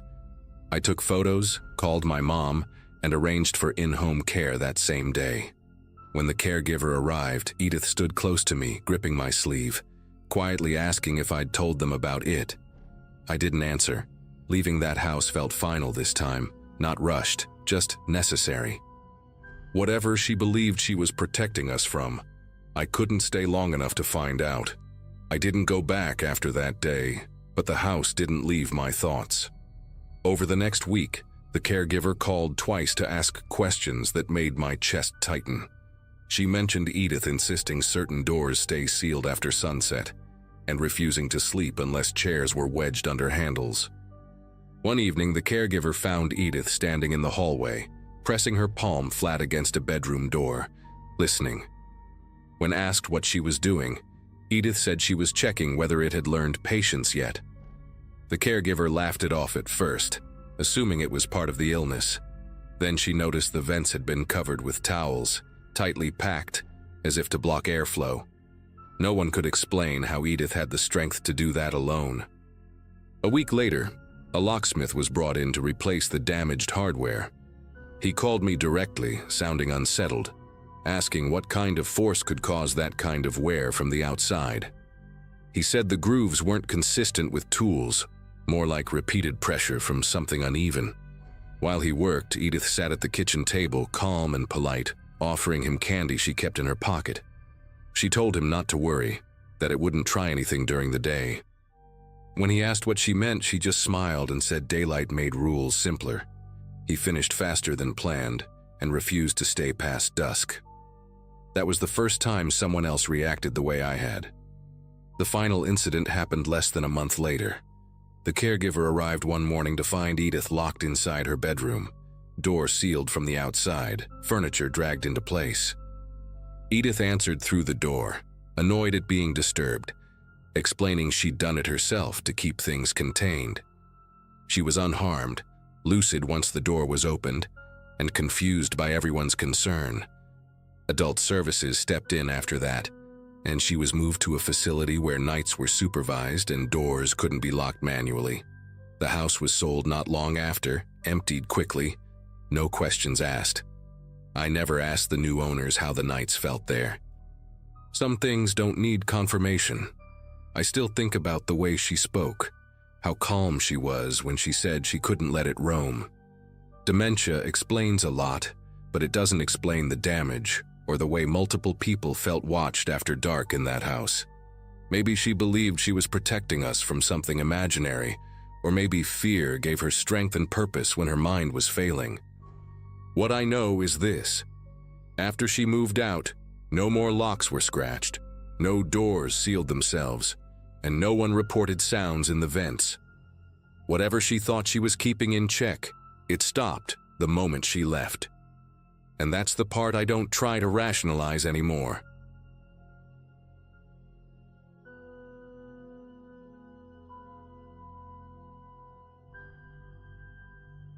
People in this community usually understand why someone waits years before putting a story into words, and that's the case here too. I'm writing about something that happened during the last stretch of my childhood, in a quiet town where routines mattered more than questions. At the time, my days were split between school, a part-time job at a hardware store, and wandering the neighborhood with friends until the streetlights buzzed on. Life felt narrow but stable, the kind of rhythm you don't think will ever break. One person who fit into that rhythm was a girl named Kara, someone I'd known since elementary school. We lived 3 blocks apart, shared the same bus stop, and had the kind of friendship that didn't need constant talking. Her house always smelled faintly of boiled vegetables and old paper, a detail that stuck with me even then. None of us imagined how abruptly that familiar presence could vanish. Kara lived with her grandmother, a woman everyone called Mrs. Wilkes, who seemed ancient even back then. She moved slowly, spoke carefully, and kept her curtains drawn tight no matter the time of day. Over one summer, her behavior shifted in a way that adults whispered about but never explained to us. She began repeating herself mid-sentence, snapping over tiny things like shoes left by the door, or insisting the windows stay sealed even in the heat. Kara stopped staying out late and started leaving our hangouts early, always citing rules she couldn't bend. When I visited, I noticed notes taped to the fridge listing exact meal times and portions, written in shaky ink. The house felt tense, like it was holding its breath. Still, nobody called it dangerous, just sad or confusing. As months passed, Kara changed too, in subtler ways that were easy to miss if you weren't close. She started flinching when strangers walked past us on the sidewalk, tugging her sleeves down over her hands. She talked about food as if it were risky, refusing anything that hadn't been prepared a certain way. Sometimes she'd pause mid-conversation, listening for sounds no one else reacted to. When I asked what she heard, she'd shrug and change the subject. Her grandmother stopped answering the door altogether, and the mailbox filled until the metal door barely closed. Neighbors said they saw grocery deliveries left on the porch overnight. The house became a place people glanced at but avoided. Then, without warning or explanation, Kara disappeared. One day her bus seat was empty, and the next week the school office said she'd been withdrawn. Mrs. Wilkes' house went dark. The notes vanished from the windows, and a lock appeared on the outside of the gate. Adults gave rehearsed answers about family matters and told us to stop speculating. Years later, after I'd left town and built a life elsewhere, curiosity pulled me back into the story. Public records showed both Kara and her grandmother had been living in near isolation for a long time, following rigid schedules and strict rules driven by fear. Doctors later suggested untreated psychological illness, especially in the grandmother. What still unsettles me is how closely Kara's breakdown mirrored the routines she was taught, and how little anyone intervened before it was too late. After that brief look into the records, I couldn't shake the feeling that something had been quietly buried. I started reaching out to people who'd known the family back then, framing it as nostalgia rather than concern. One former neighbor remembered the exact day things finally collapsed, describing it as unusually quiet, even for that street. According to her, Mrs. Wilkes had stopped allowing any noise in the house, including the radio or television. Kara had been pulled out of school weeks earlier and was rarely seen outside. That day, a delivery driver reportedly waited on the porch for nearly an hour, knocking softly, then louder, before leaving the bags untouched. No one saw movement behind the curtains. The silence bothered people more than shouting ever would have. I tracked down a retired social worker who had briefly reviewed the case years after the disappearance. She spoke carefully, choosing words like she was still being recorded. She explained that the grandmother had developed severe paranoia, centered around contamination and outside influence. Her routines weren't just habits but protective rituals, enforced with absolute authority. Kara's role shifted from child to participant, then to enforcer, mirroring behaviors that kept them safe. The records noted that Kara resisted at first, sneaking food or lingering at windows. Over time, those acts stopped. The social worker said this kind of psychological entanglement was rare but devastating, especially without intervention. What disturbed me most was learning how that final day unfolded. Emergency services were called by a neighbor after a smell-raised concern, something sour and unmistakably wrong. Inside, they found Mrs. Wilkes unresponsive, her body already cold. Kara was still alive, sitting at the kitchen table, following the schedule taped to the wall. She hadn't eaten since the previous evening because the next mealtime hadn't arrived yet. She didn't cry or speak when help arrived, only asked whether the house would be sealed again afterward. The responders noted her calm as unsettling, like someone waiting for permission to exist. Kara was taken away that day and placed into long-term care, though details about where she went were limited. Her grandmother's death was ruled natural, but the circumstances raised concerns that never led to charges. The house was sold, cleaned, and repainted, erasing visible traces of what happened inside.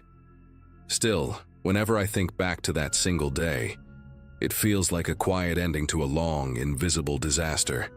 A child learned fear as routine, obedience as safety, and isolation as love. Even now, I wonder how different things might have been if someone had knocked harder, asked more questions, or refused to look away. What followed was a kind of quiet aftermath that didn't make headlines or inspire town meetings. Kara became a topic people referenced vaguely, as if details might summon something unpleasant back into the room. I learned she was evaluated extensively and diagnosed with severe anxiety shaped by prolonged psychological control. Professionals believed she could improve, but only with long-term care and strict boundaries separating her from the patterns she'd learned.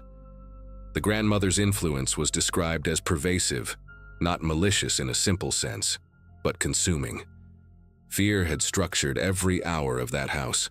When authorities removed Kara, they also removed the framework she understood as survival.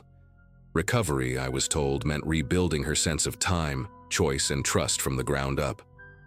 I drove past the old house once after learning all this, mostly out of a need to see it with my own eyes. The curtains were open now, and someone had planted flowers along the fence line.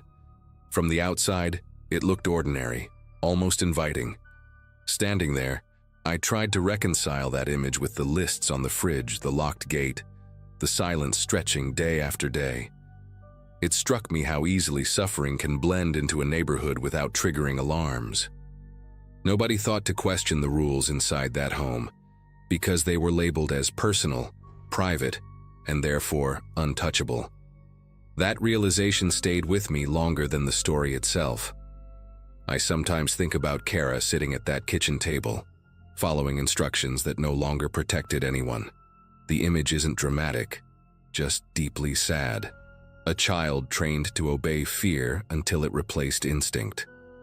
Medical explanations help, but they don't erase the feeling that something human failed long before professionals were called. The systems designed to notice patterns didn't notice hers. Friends like me didn't recognize the warning signs for what they were. We accepted oddness as character, control as care, and silence as normal. Those small allowances accumulated into years of isolation. Sharing this now isn't about reopening wounds or assigning blame. It's about acknowledging how quietly damage can spread when routines harden into law and love becomes conditional. Kara survived, and that matters, even if her life took a path none of us imagined. The house moved on, the town moved on, and most people forgot. I didn't, and I probably never will. Some stories don't end with answers, only with the knowledge that attention, when delayed, can change everything. That's the part I carry with me, and the reason I finally wrote this down.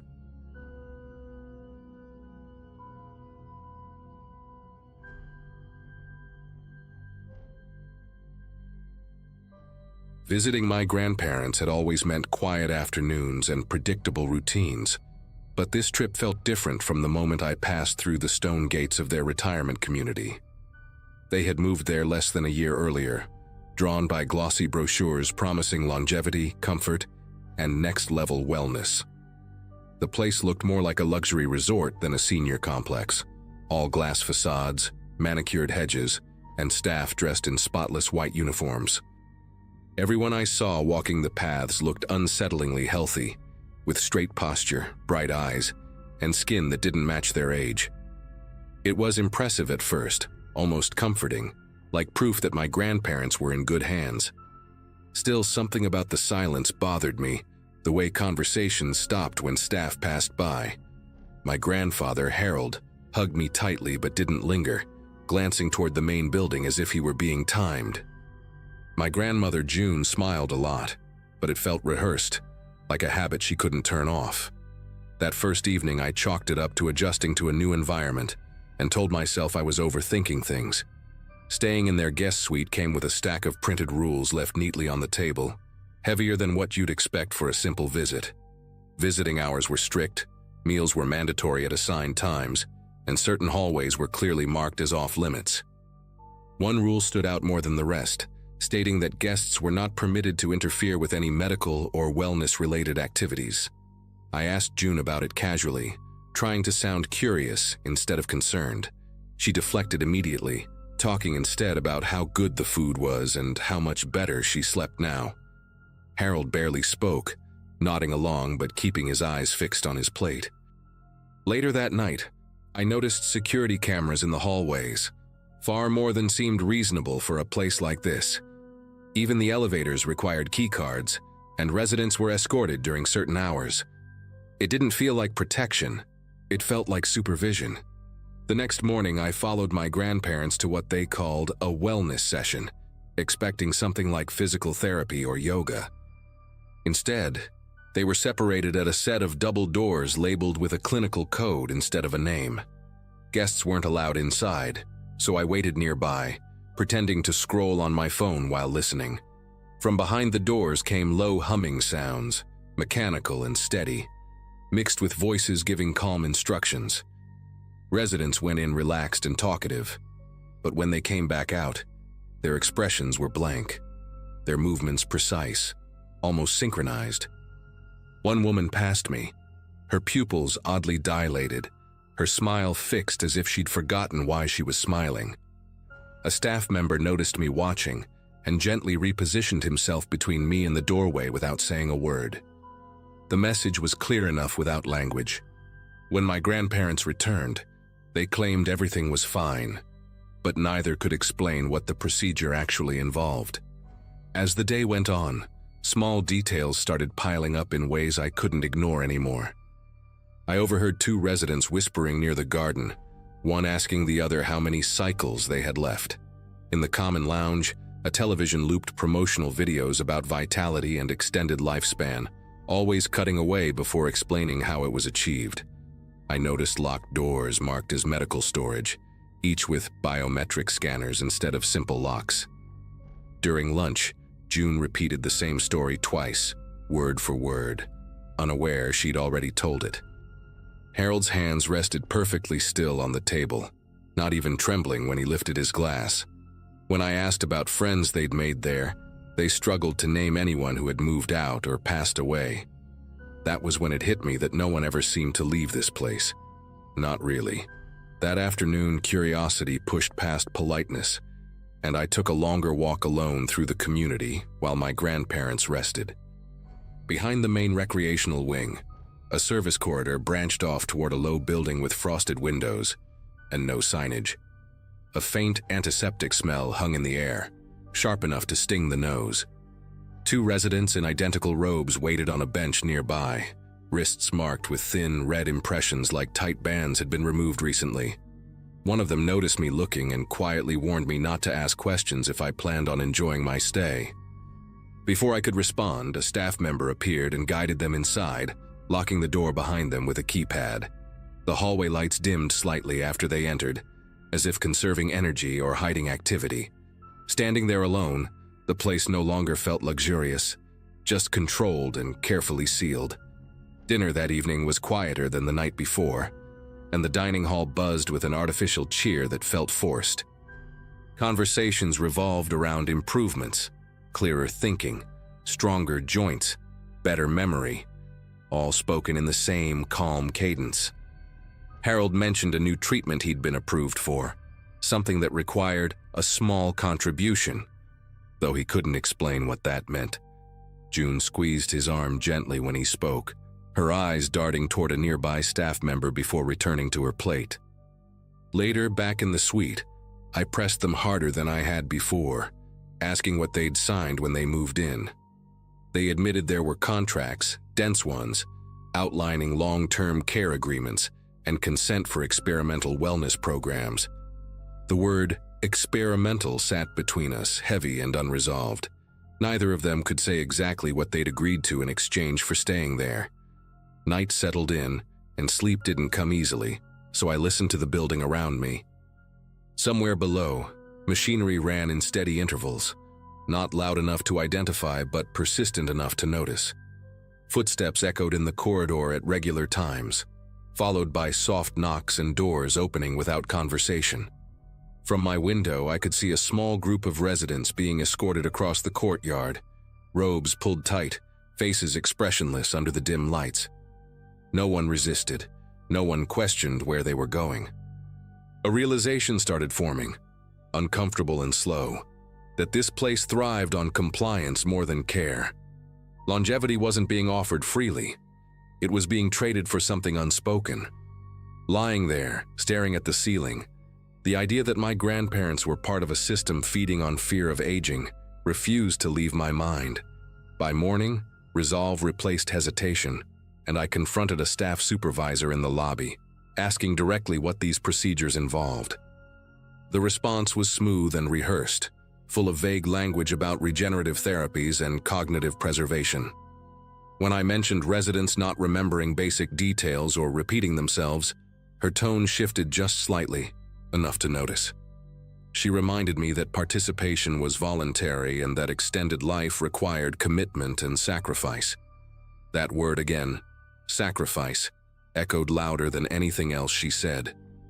When I returned to the suite, Harold and June were already dressed, ready for another session they hadn't told me about. They insisted I should enjoy the amenities while I could, speaking as if time there was limited for visitors like me. Watching them walk away with their assigned escort, the distance between suspicion and certainty finally closed. I couldn't let it end there, so I made one last attempt to reach them before leaving, catching Harold alone near the garden just before lunch. Up close, the changes were impossible to ignore, not dramatic but deeply wrong in subtle ways. His gaze lingered a second too long before recognizing me, and his voice carried a flat steadiness that didn't belong to him. He talked about how aging was a choice people made when they stopped investing in themselves, repeating phrases I'd heard in the promotional videos. When I asked if he was happy, he paused, searching for the word like it had slipped out of reach. June appeared beside him, guiding him away gently, thanking me for visiting with a politeness that felt practiced. Watching them walk off together, I understood they weren't just residents anymore. They were assets in a system built to harvest hope and obedience. Before leaving, I stopped by the front desk to formally check out, hoping someone might slip and say something real. Instead, I was handed a pamphlet about future enrollment opportunities and told visitors often reconsider once they see the benefits firsthand. The implication wasn't subtle, and it left a sour weight in my chest. As I waited for my ride beyond the gates, another group of new arrivals rolled in, laughing, impressed, carrying suitcases full of trust. The staff welcomed them warmly, already easing them into the rhythm of rules and reassurances. I wanted to warn them, to say something, anything, but every part of the place seemed designed to smother doubt before it could take root. Leaving felt less like a goodbye and more like an escape. Once home, I tried to convince myself that reporting the place would change something, but every attempt hit a wall of legality and consent forms. Everything had been signed, approved, sanitized by language that hid consequences behind promises. My grandparents stopped answering calls after a while, and when they did respond, their messages were short and oddly formal. They spoke about progress, clarity, commitment, words that sounded less like them each time. Months later, I received a letter informing me that visits were no longer recommended for the sake of their continued wellness. No explanation, just a polite closing statement and a signature from someone I'd never met. It felt like being quietly written out of their lives. What stays with me now isn't just fear, but the understanding of how easily people can be guided when the alternative is decline and loss. That community never needed chains or threats, only the promise of more time and the subtle erosion of choice. I still think about Harold's pause when I asked if he was happy, that brief gap where the truth almost surfaced. Whatever they're doing there works, at least on the surface, and that's the most disturbing part. The residents look alive, vibrant even, but something essential has been traded away. I don't know if my grandparents are still themselves anymore, only that they chose to stay, and the system made sure that choice became permanent.